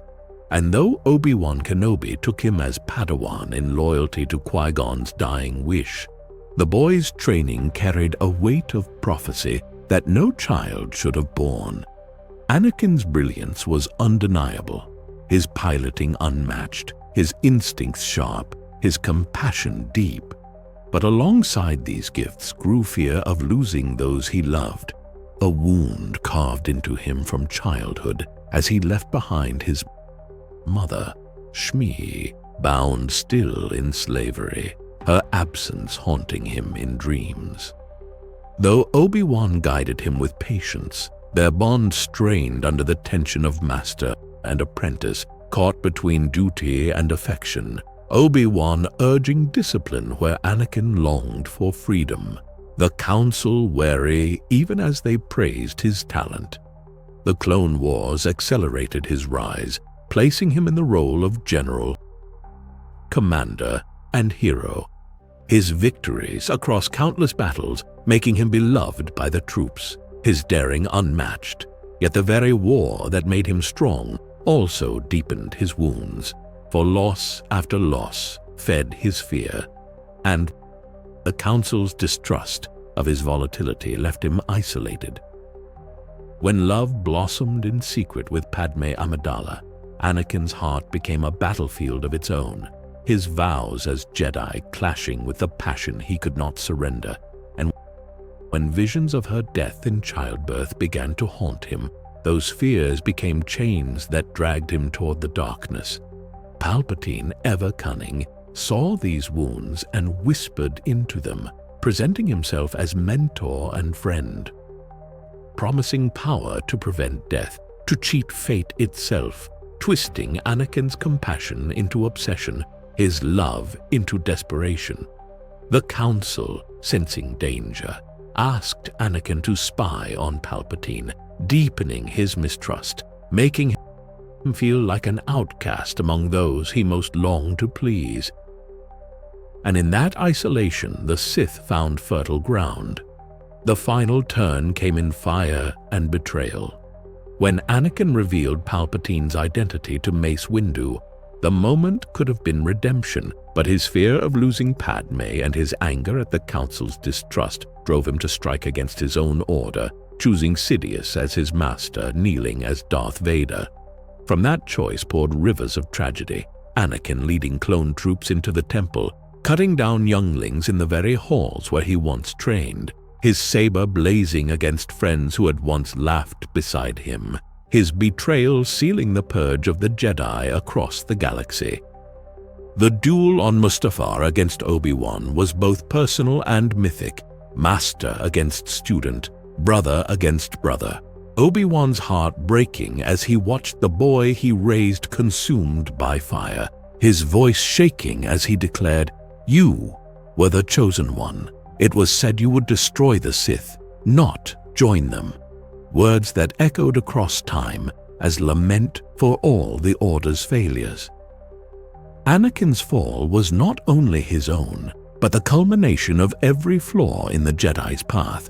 Their entanglement with politics, their mistrust of prophecy, their inability to reconcile compassion with restraint. Yet his story remains the most human. For beneath the armor of Vader still beat the heart of a boy who feared loss too deeply, who loved too fiercely, who was never taught how to let go. To dream of the tragedy of Anakin Skywalker is to see twin suns setting on Tatooine as a boy looks longingly to the stars, to walk the shining halls of the temple where laughter once echoed and hear only silence, to stand on the burning shores of Mustafar where friendship turned to ash, and to feel the sorrow of an entire order undone not by armies or empires alone, but by the fall of one who was meant to save them. The tragedy of Anakin Skywalker deepened after his fateful choice. For once he knelt to Darth Sidious and took the name Darth Vader, there was no turning back, and his fall became the death knell of the Jedi Order itself, his blade cutting through the very sanctuary that had raised him. The temple halls bathed in red as younglings and masters alike fell to the apprentice they had once called brother, their cries swallowed by the hum of his saber. The clones, bound by Order 66, turned on their generals without hesitation, their blaster fire filling outposts, starships, and forests with betrayal, while across the galaxy Jedi, who had fought alongside them for years, perished in moments, unable to comprehend the sudden treachery, and Anakin, at the heart of it, became the instrument of this purge, his name already cursed before the armor had even encased him. For Padme, the love that anchored his every fear, his betrayal was unbearable. And when she found him on Mustafar, her pleas broke against the wall of his obsession. His voice twisted by anger, his eyes burning with Sith fire as he accused her of betrayal, his desperation to save her now warped into possessive fury. Obi-Wan's arrival sealed the fracture, master and brother clashing in a duel that shook the volcanic world itself, their blades flashing amid rivers of fire, every strike heavy not with victory but with heartbreak. And when at last Obi-Wan struck him down, leaving him broken on the blackened shores, the image of Anakin consumed by flames became the final symbol of a prophecy undone. His voice twisted by anger, his eyes burning with Sith fire as he accused her of betrayal, his desperation to save her now warped into possessive fury. Obi-Wan's arrival sealed the fracture, master and brother clashing in a duel that shook the volcanic world itself, their blades flashing amid rivers of fire, every strike heavy not with victory but with heartbreak. And when at last Obi-Wan struck him down, leaving him broken on the blackened shores, the image of Anakin consumed by flames became the final symbol of a prophecy undone, the boy of hope reduced to ruin.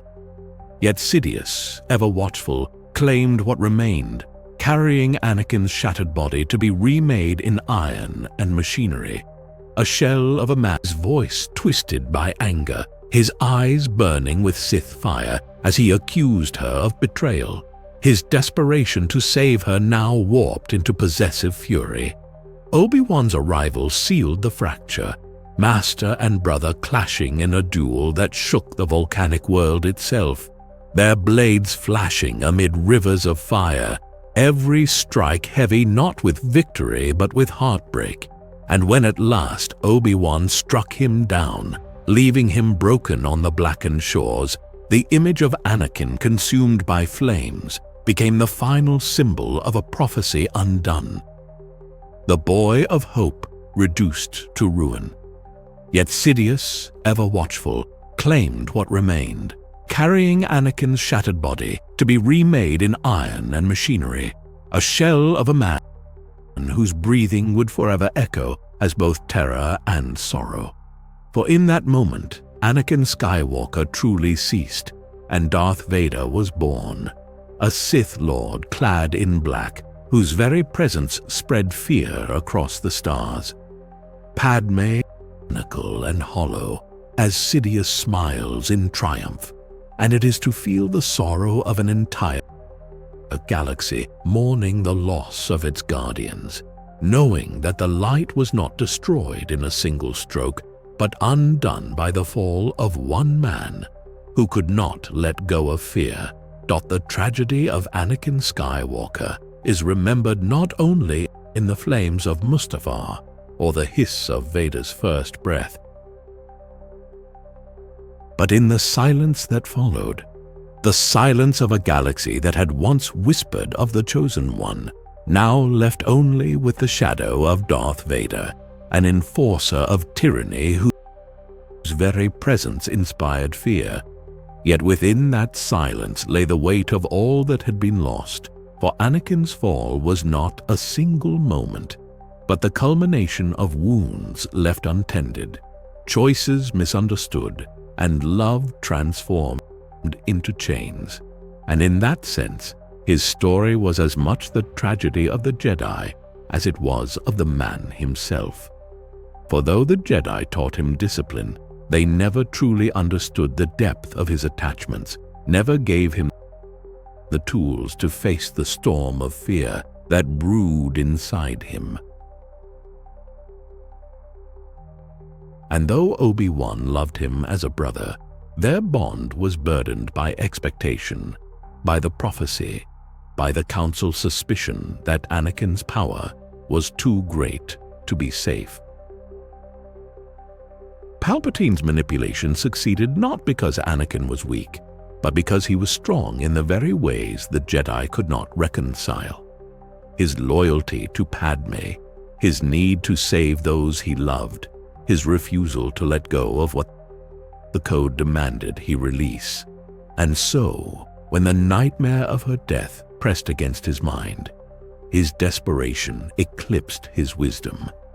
In his heart, he believed he was saving her, and yet in turning against the Jedi, he became the very force that ensured her end. Code demanded he release, and so, when the nightmare of her death pressed against his mind, his desperation eclipsed his wisdom. In his heart, he believed he was saving her, and yet in turning against the Jedi, he became the very force that ensured her end. Who would inherit both the weight of his fall and the hope of his redemption. For the galaxy, however, the tragedy was complete. The Republic replaced by the Empire, the Jedi hunted to near extinction, and Darth Vader standing at Sidious's side as the symbol of an age of darkness. To dream of this tragedy in its fullness is to feel the sorrow of all who placed their hope in him. Obi-Wan's tear-stained voice on Mustafar, Yoda's silence as he sensed the fall, Padme's broken heart, and the galaxy's collective grief as the last great guardian of light became its most feared shadow.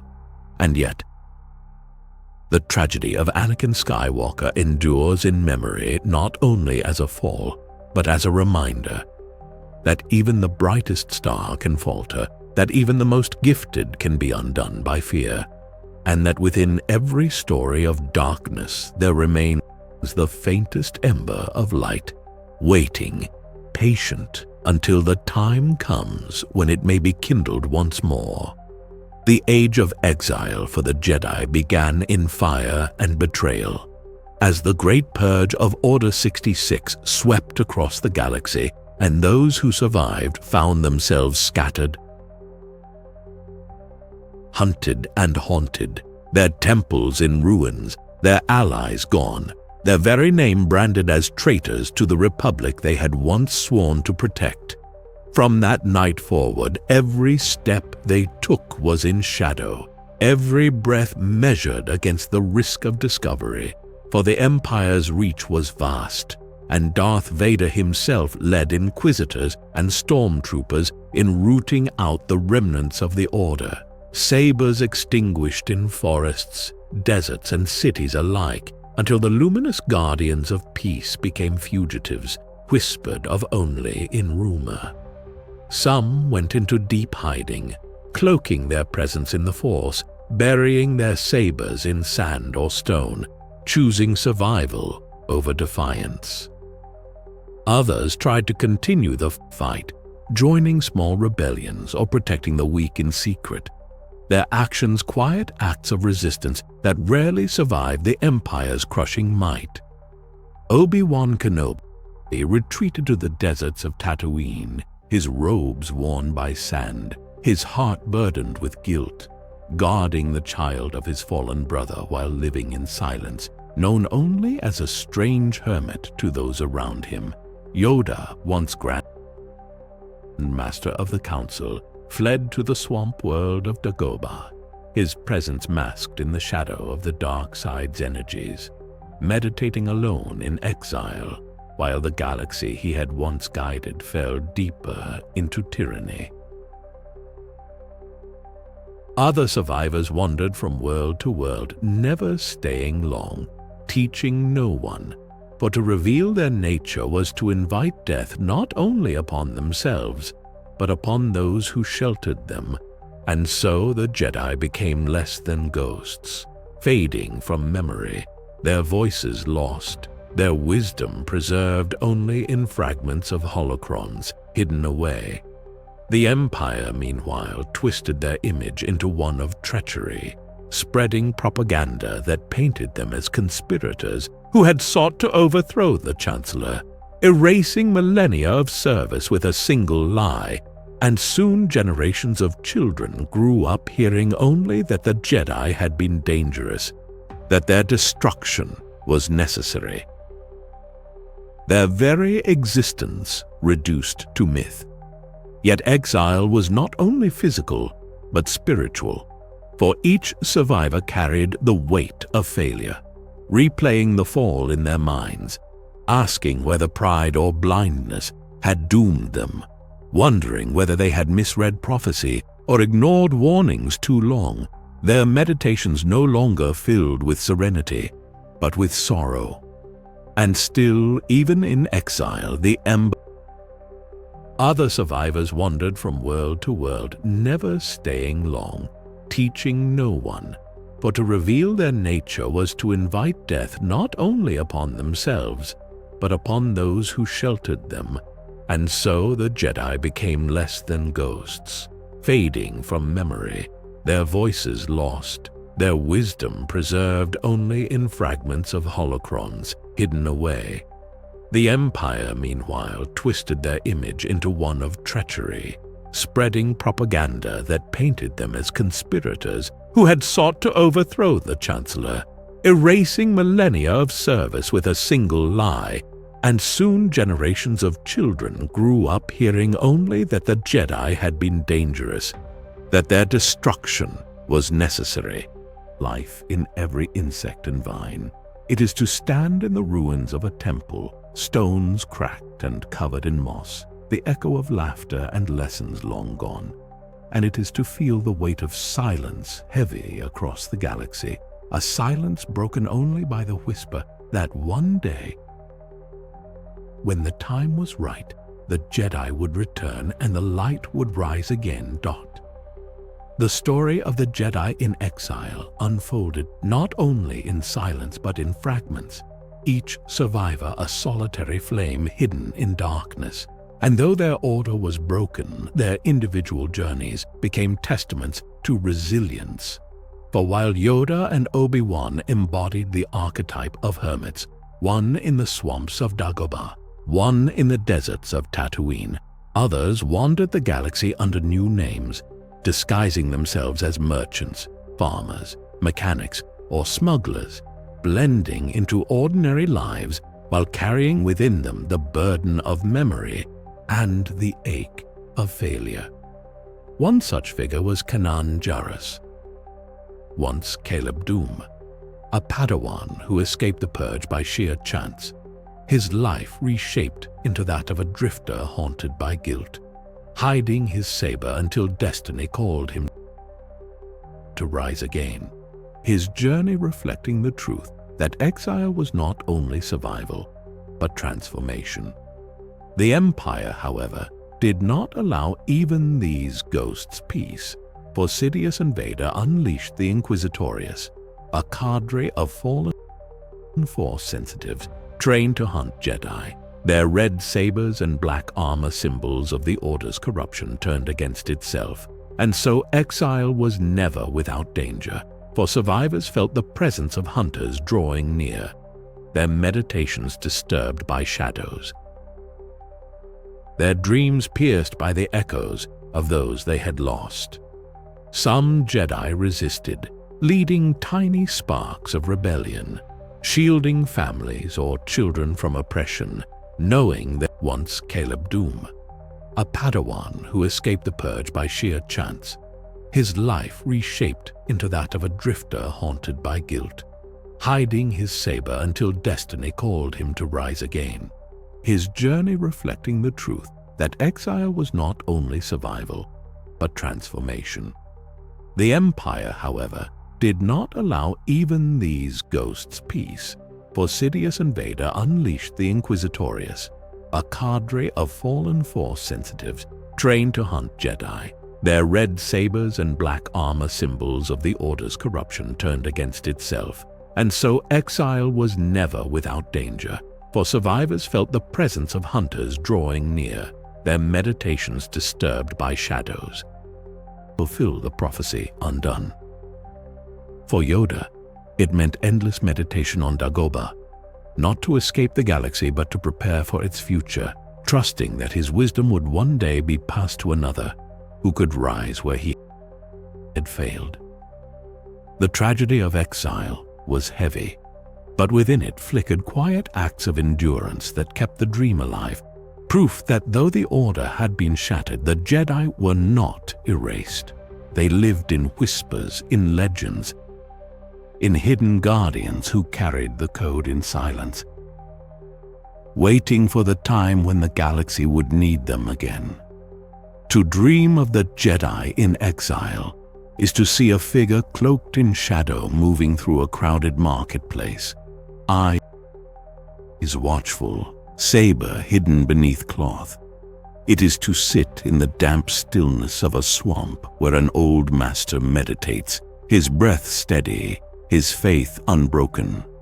It is to feel the tension of hunted fugitives who never stopped believing in light, even when survival demanded silence, and to hear the faint whisper of the Force reminding all who endure that hope is never extinguished, only waiting, quiet, until it is called forth again. The spark of rebellion ignited quietly, like a candle in the dark.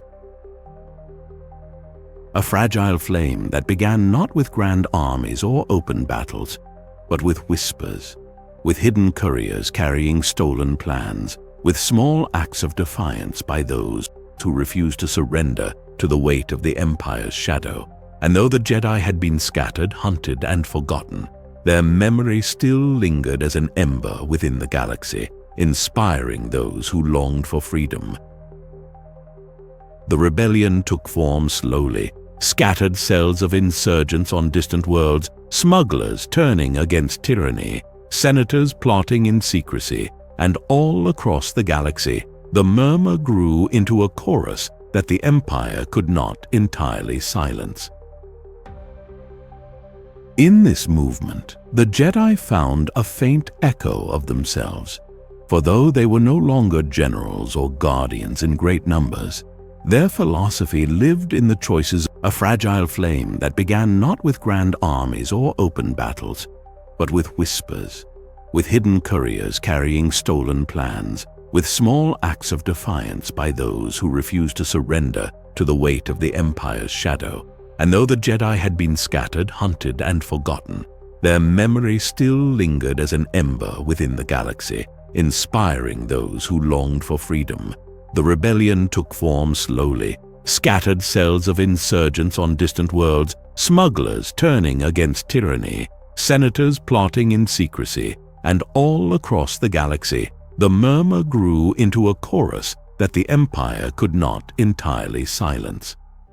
In this movement, the Jedi found a faint echo of themselves, For though they were no longer generals or guardians in great numbers, their philosophy lived in the choices that rally hearts, could make farmers believe that the galaxy was not abandoned, that guardians might still walk among them.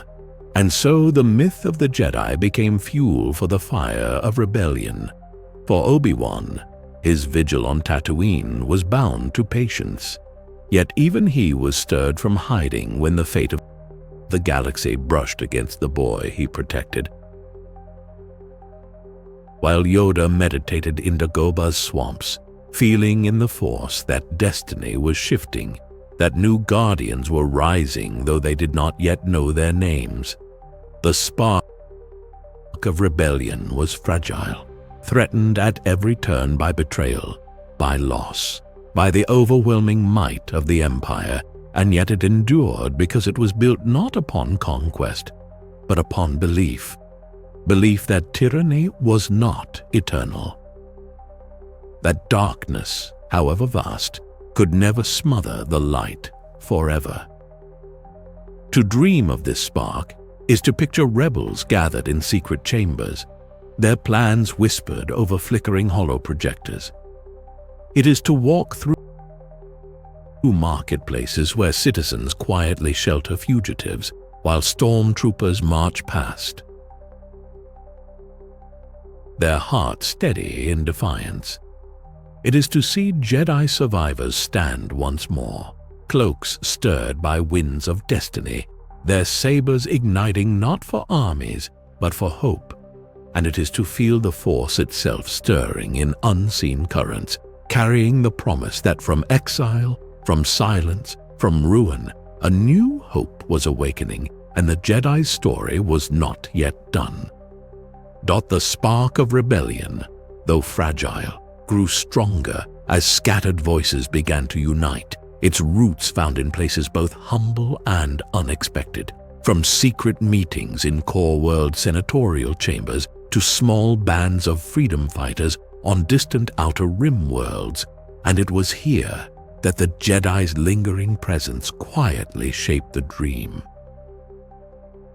For though their order had fallen, their ideals still breathed in those who remembered them. Bail Organa of Alderaan worked in shadows to plant the seeds of the Alliance, his words cautious but his actions brave, and alongside him Mon Mothma carried the torch of resistance, her voice soft yet unyielding against the weight of Palpatine's tyranny. While in the galaxy's forgotten corners, Ahsoka Tano, who had once walked away from the Jedi Order, emerged as fulcrum, an unseen hand weaving scattered rebel cells into a loose but growing network, her presence proof that though the Jedi were thought extinct, their spirit endured in unexpected forms. Kanan Jarrus, living under a false name after escaping the Purge as a Padawan, found himself drawn back into the fight when destiny brought him to Ezra Bridger, a boy strong in the Force who reminded him of all he had tried to bury, and together their journey became one of teacher and student, of fallen knight learning to believe again, and of apprentice discovering the light for the first time in a galaxy of shadow. The Empire, sensing the danger of rebellion, unleashed its inquisitors to strike fear into any who dared to rise, hunting Jedi and sympathizers alike, their red blades hissing through back alleys and lonely outposts.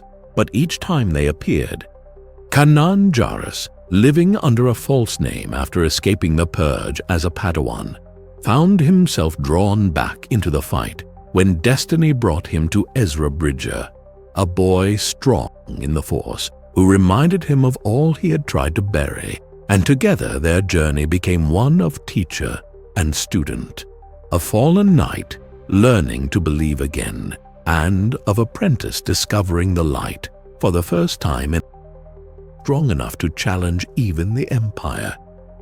To the ordinary people of the galaxy, the Jedi became a symbol of this awakening, not always present in truth, but alive in story. Tales of lightsabers igniting in the dark, passed from village to village, their truth less important than the hope they inspired. For in a galaxy built upon fear, belief itself was an act of defiance. For the Jedi survivors, exile turned slowly into choice. No longer only hiding, they began to step into destiny once more, their sabers igniting not to lead armies but to protect the fragile ember of hope that others had carried in their absence. To dream of this spark is to see rebels gathered in caves and starships, their eyes shining as they whisper of freedom. It is to stand beside Ahsoka as she removes her hood and reveals her presence to those who need a symbol. It is to walk with Kanan and Ezra through worlds scarred by the Empire, their bond a mirror of the teacher and student line that had survived through millennia.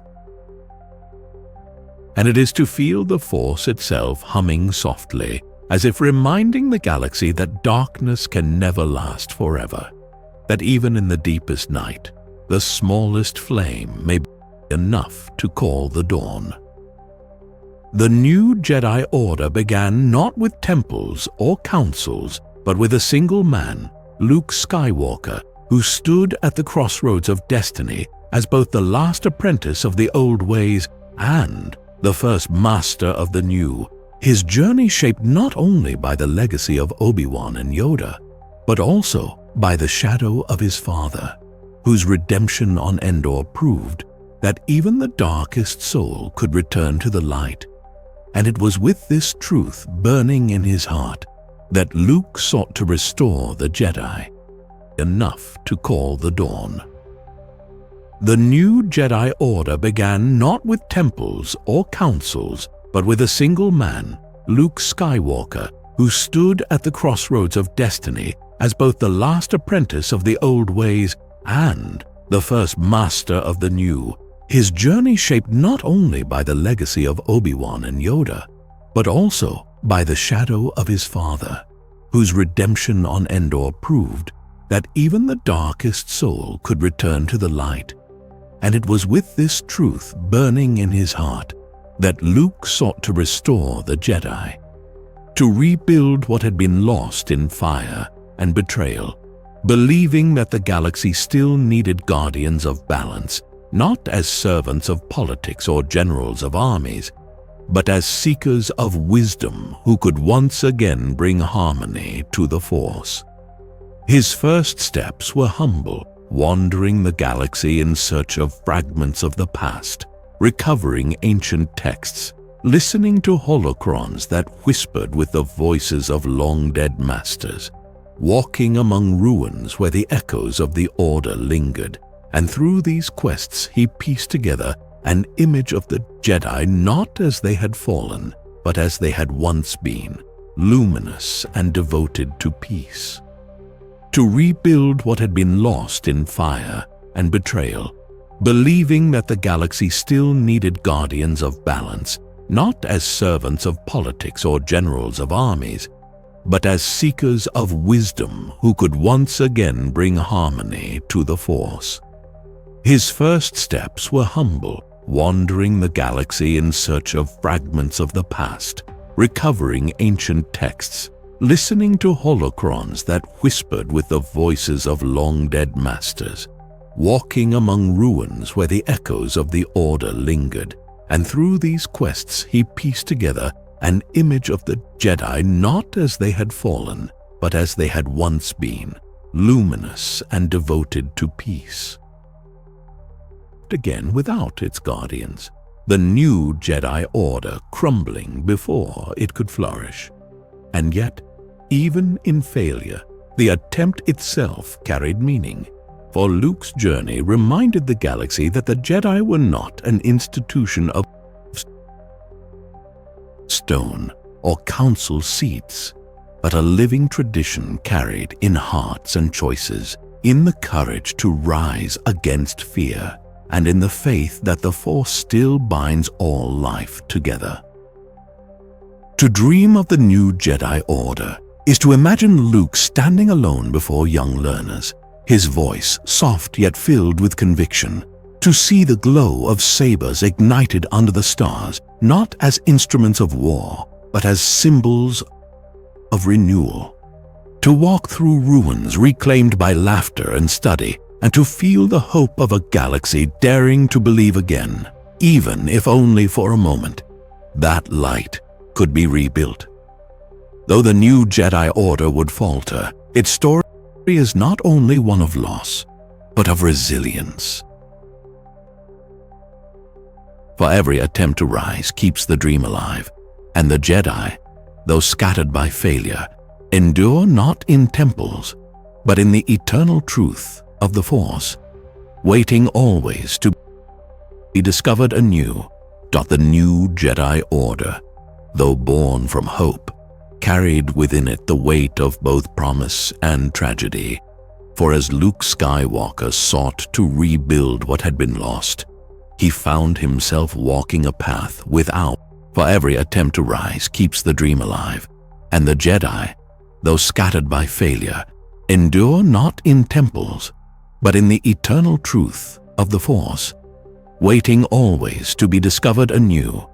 The new Jedi Order, though born from hope, carried within it the weight of both promise and tragedy.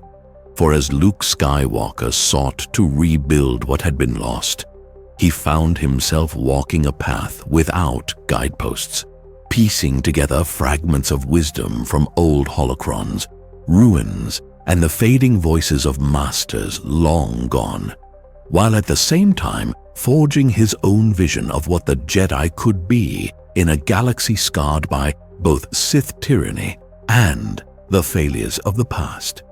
He traveled across forgotten worlds.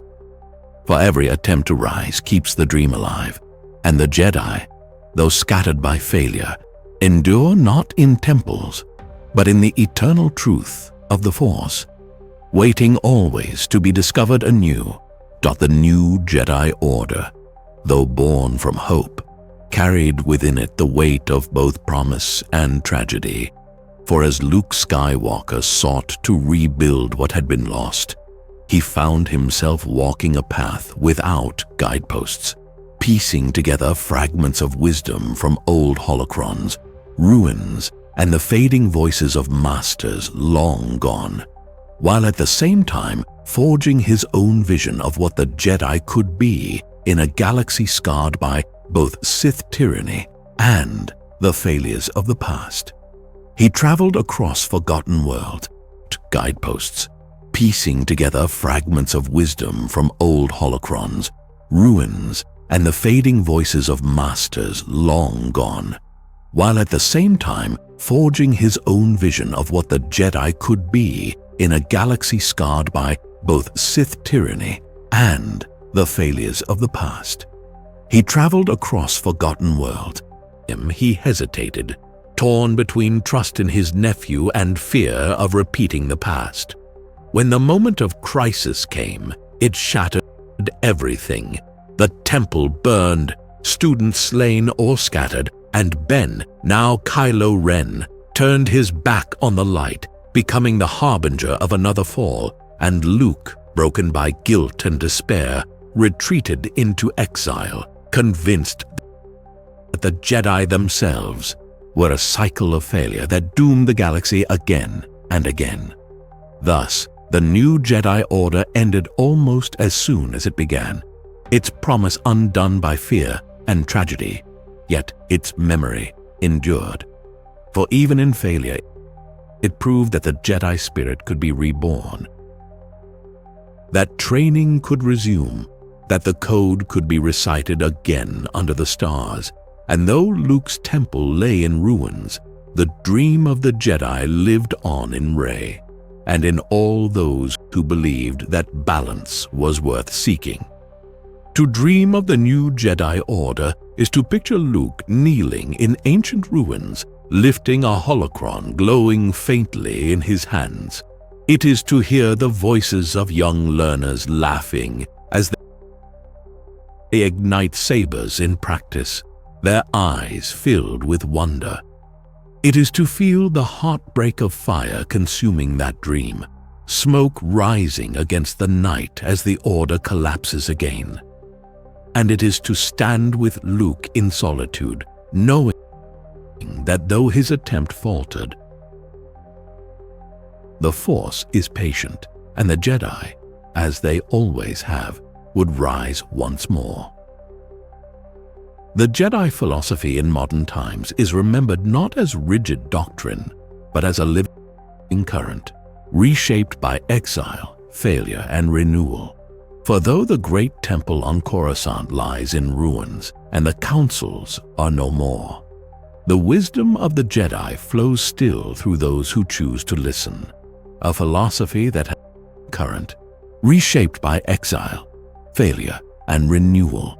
For though the great temple on Coruscant lies in ruins, and the councils are no more, the wisdom of the Jedi flows still through those who choose to listen. A philosophy that has survived war, betrayal, and even near extinction because it was never bound only to structures, but to the luminous Force itself.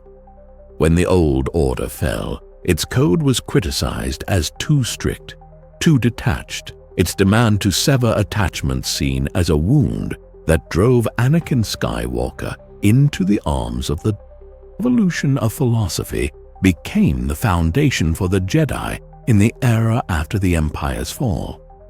Luke Skywalker embodied this shift, teaching not that emotion must be denied, but that it must be understood, tempered, and transformed, his lessons blending the ancient words of the code with his own lived truth.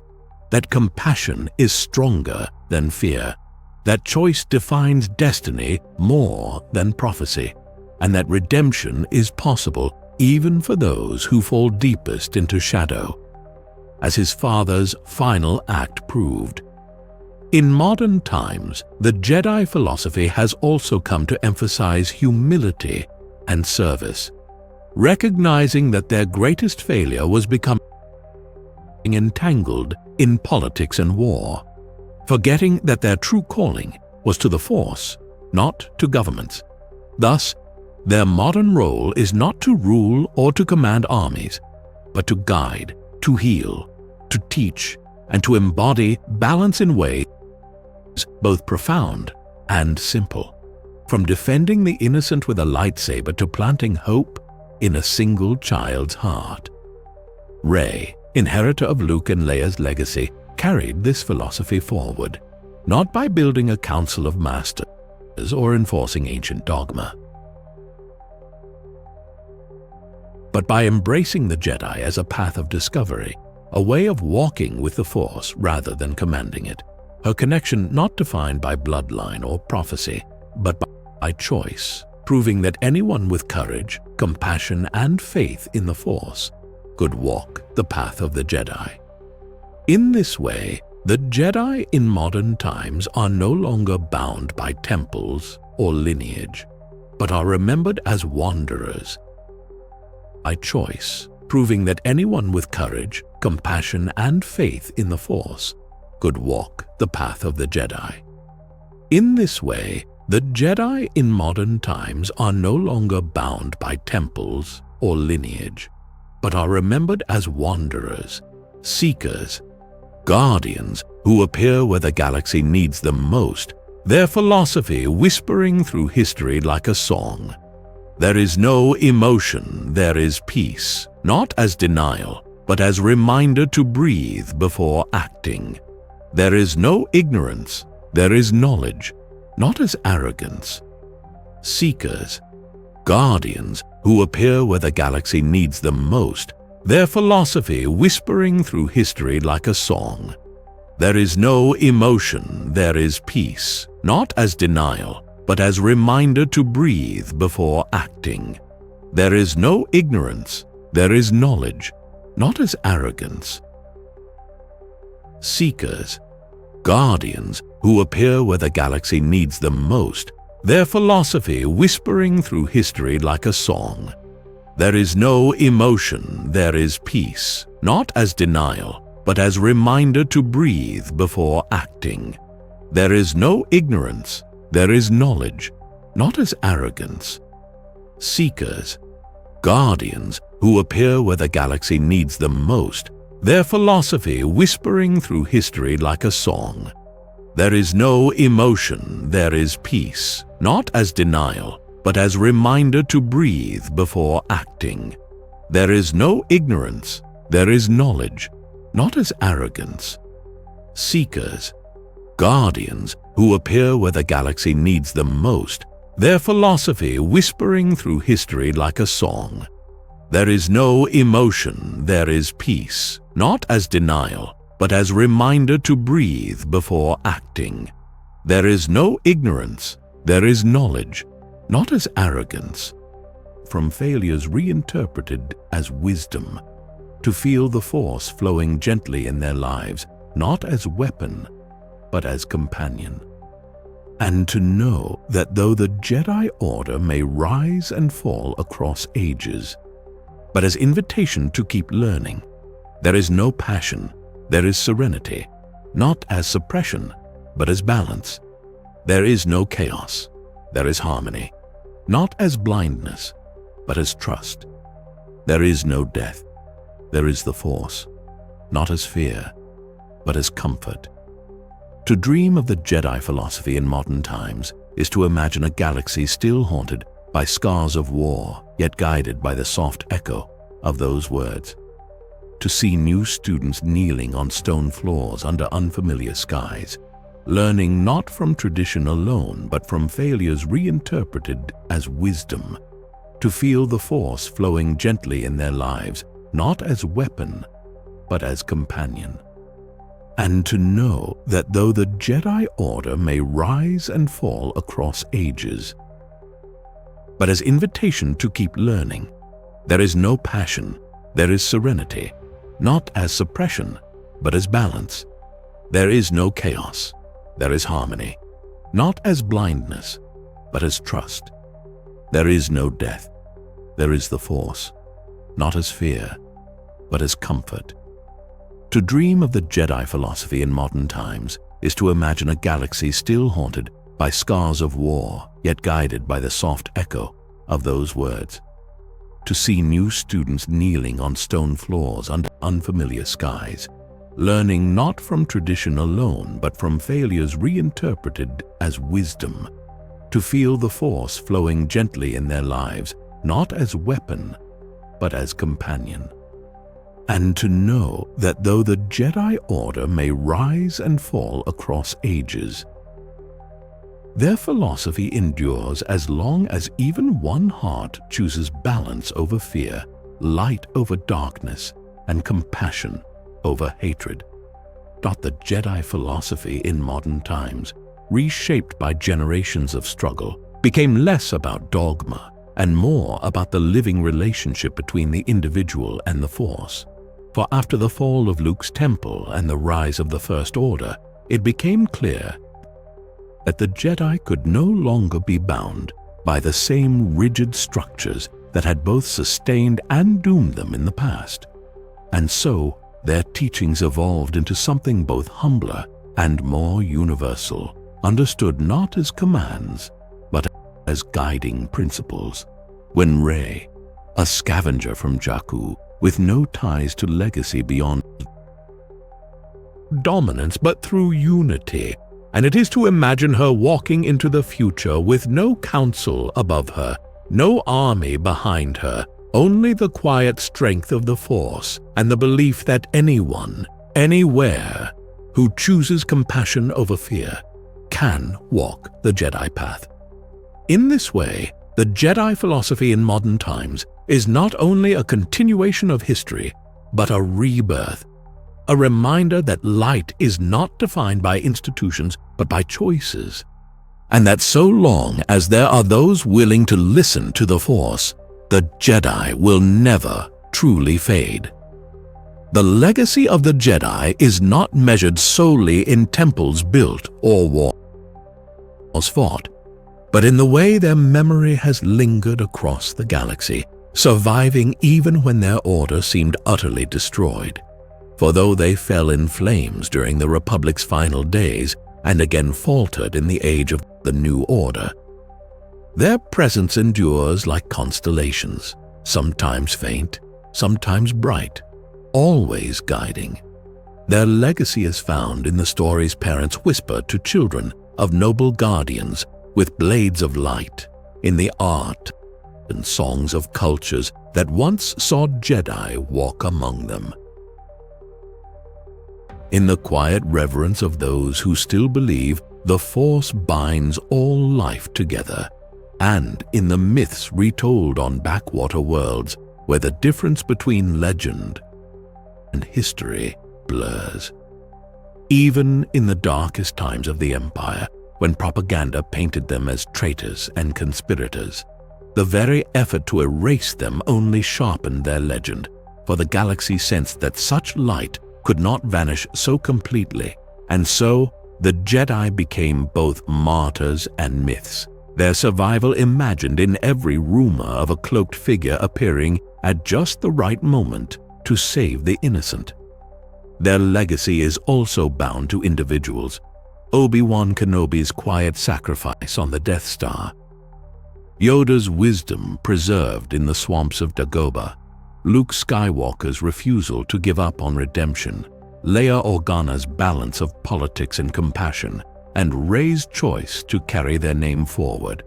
All proof that while institutions collapse, ideals endure in those who embody them. More than warriors, the Jedi left behind a philosophy that shaped the very fabric of the galaxy, teaching generation after generation that fear leads to suffering, that peace is found within, that knowledge is never finished, and that love, though dangerous, can also be the strongest weapon of all. The legacy of the Jedi is also paradox, for their flaws remain as enduring as their triumphs. Their arrogance and entanglement in politics lessons as vital as their victories, their failures shaping the modern philosophy as much as their strengths, reminding all who come after that light requires humility to remain true. To dream of their legacy is to walk among ruins, where moss grows between temple stones, yet still feel a hum in the air, as though the Force itself remembers. It is to listen to travelers on forgotten space lanes tell tales of luminous guardians who may never have truly left. It is to feel hope stir when a saber ignites in the dark, its glow not only a weapon, but a promise. And it is to know that though the Jedi have risen and fallen countless times, their legacy is eternal, for it is carried not only in names and bloodlines, but in the choices of those who, across generations, still believe in balance, still believe in compassion, and still choose to walk the narrow path of light, even when the galaxy itself trembles in shadow. The legacy of the Jedi endured not only in the lives of those who carried their name, but in the way entire cultures remembered them, reshaping their image into legend, myth, and even cautionary tale. For though their numbers dwindled and their temples crumbled, the galaxy could never fully forget luminous figures who had once stood with sabers blazing against tyranny. In the core worlds, old holobooks still circulated, recounting stories of Jedi who brought peace to divided planets, their names spoken with reverence as examples of selflessness, while in the outer rim, where Jedi had been seen less often, their memory took stranger forms. Songs about warriors with blades of fire, murals of hooded figures painted on cave walls, and folk tales of mysterious wanderers who could move mountains or calm beasts with a touch. Even under the Empire's propaganda machine, which sought to brand the Jedi as traitors, the stories could not be erased. If anything, their absence made them larger than life, their image bending to fit whatever people most needed: heroes, martyrs, protectors, or ghosts. For some, the Jedi symbolized hope that one day guardians would return. For others, they served as warnings of arrogance, their downfall proof that power must always be tempered. Survivors who walked among ordinary people in disguise carried this legacy quietly, offering kindness that never revealed their true nature, but leaving impressions that outlived them, so that villagers would say years later that once a traveler came through who seemed to carry peace itself in their eyes. When Luke Skywalker rose and revealed himself, igniting his father's saber before the galaxy, the effect was like lightning through dry grass. Suddenly, the Jedi were not only legend, but living truth, and their legacy surged back into collective imagination, binding generations together in belief that light could never be destroyed. Even after Luke's temple fell, the legend of his defiance, of his compassion for Vader, and of his teaching to Rey shaped a new vision of what the Jedi stood for, reminding all that their legacy was not perfection, but perseverance, not unbroken triumph, but the willingness to rise again and again after every fall. To dream of the legacy of the Jedi is to hear a child on a distant moon pretend to ignite a saber of light while playing in the dust, to listen to a bard on Coruscant sing of heroes who once stood against the Sith, to walk through ruins on Ossus or Coruscant where moss and silence cover the stones, but the Force still hums softly in the air, and to feel that even in their absence, the Jedi remain, not as an order of the past, but as a promise that whenever the galaxy needs them, light will always return. The light endures. This is the truth that threads through every rise and fall of the Jedi, a truth that outlives temples of stone, councils of wisdom, and even the failures of those who once bore the name. For though the Order has been shattered and rebuilt more times than history can count, though the galaxy has watched them burn and fade into whispers, the essence of the Jedi remains eternal, carried not in records or relics but in the living current of the Force and in the hearts of those who choose compassion over fear. The Jedi endure in Yoda's quiet teachings that echo still, reminding us that wars do not make one great, but patience, kindness, and balance do. They endure in Obi-Wan's sacrifice, his calm acceptance of death as passage into the Force, a gift that lit Luke's path. They endure in Anakin's redemption, proof that no darkness is so absolute that light cannot break through. They endure in Luke's struggle to rebuild and in Rey's choice to carry their name not as inheritance, but as a vow to walk the path of harmony. And they endure in every nameless guardian who once stood between innocence and cruelty, in every whispered bedtime story of luminous warriors who served not themselves, but the galaxy. The Jedi are not perfect, and their legacy is not without shadow. Their arrogance cost them dearly. Their entanglement with politics blinded them. Their strict codes sometimes wounded those who needed compassion. But even these failings became lessons, shaping the philosophy that continues to evolve, reminding each new generation that humility is the true safeguard of light. To dream of the Jedi's enduring light is to picture stars scattered across the night sky, each one a reminder that even when darkness spreads, it is never absolute. It is to hear the hum of a saber ignited not in war, but in protection, its glow warm as a promise. It is to stand in ancient ruins reclaimed by nature, yet still feel the hum of the Force as though the stones themselves remember. It is to know that the Jedi are more than an order, more than a history, more than a prophecy. They are a choice, a way of walking with the Force, of listening to its song and living in balance with its currents. And so, as the galaxy turns, as empires rise and fall, as new generations are born who will know nothing of the councils or the wars, the Jedi remain, not as soldiers, not as rulers, but as the enduring light that whispers in every age. Be brave. Be compassionate. Seek balance. Trust the Force. The story is never finished, for the Jedi are not bound to time but to the eternal. And as long as there are stars in the sky, their light endures.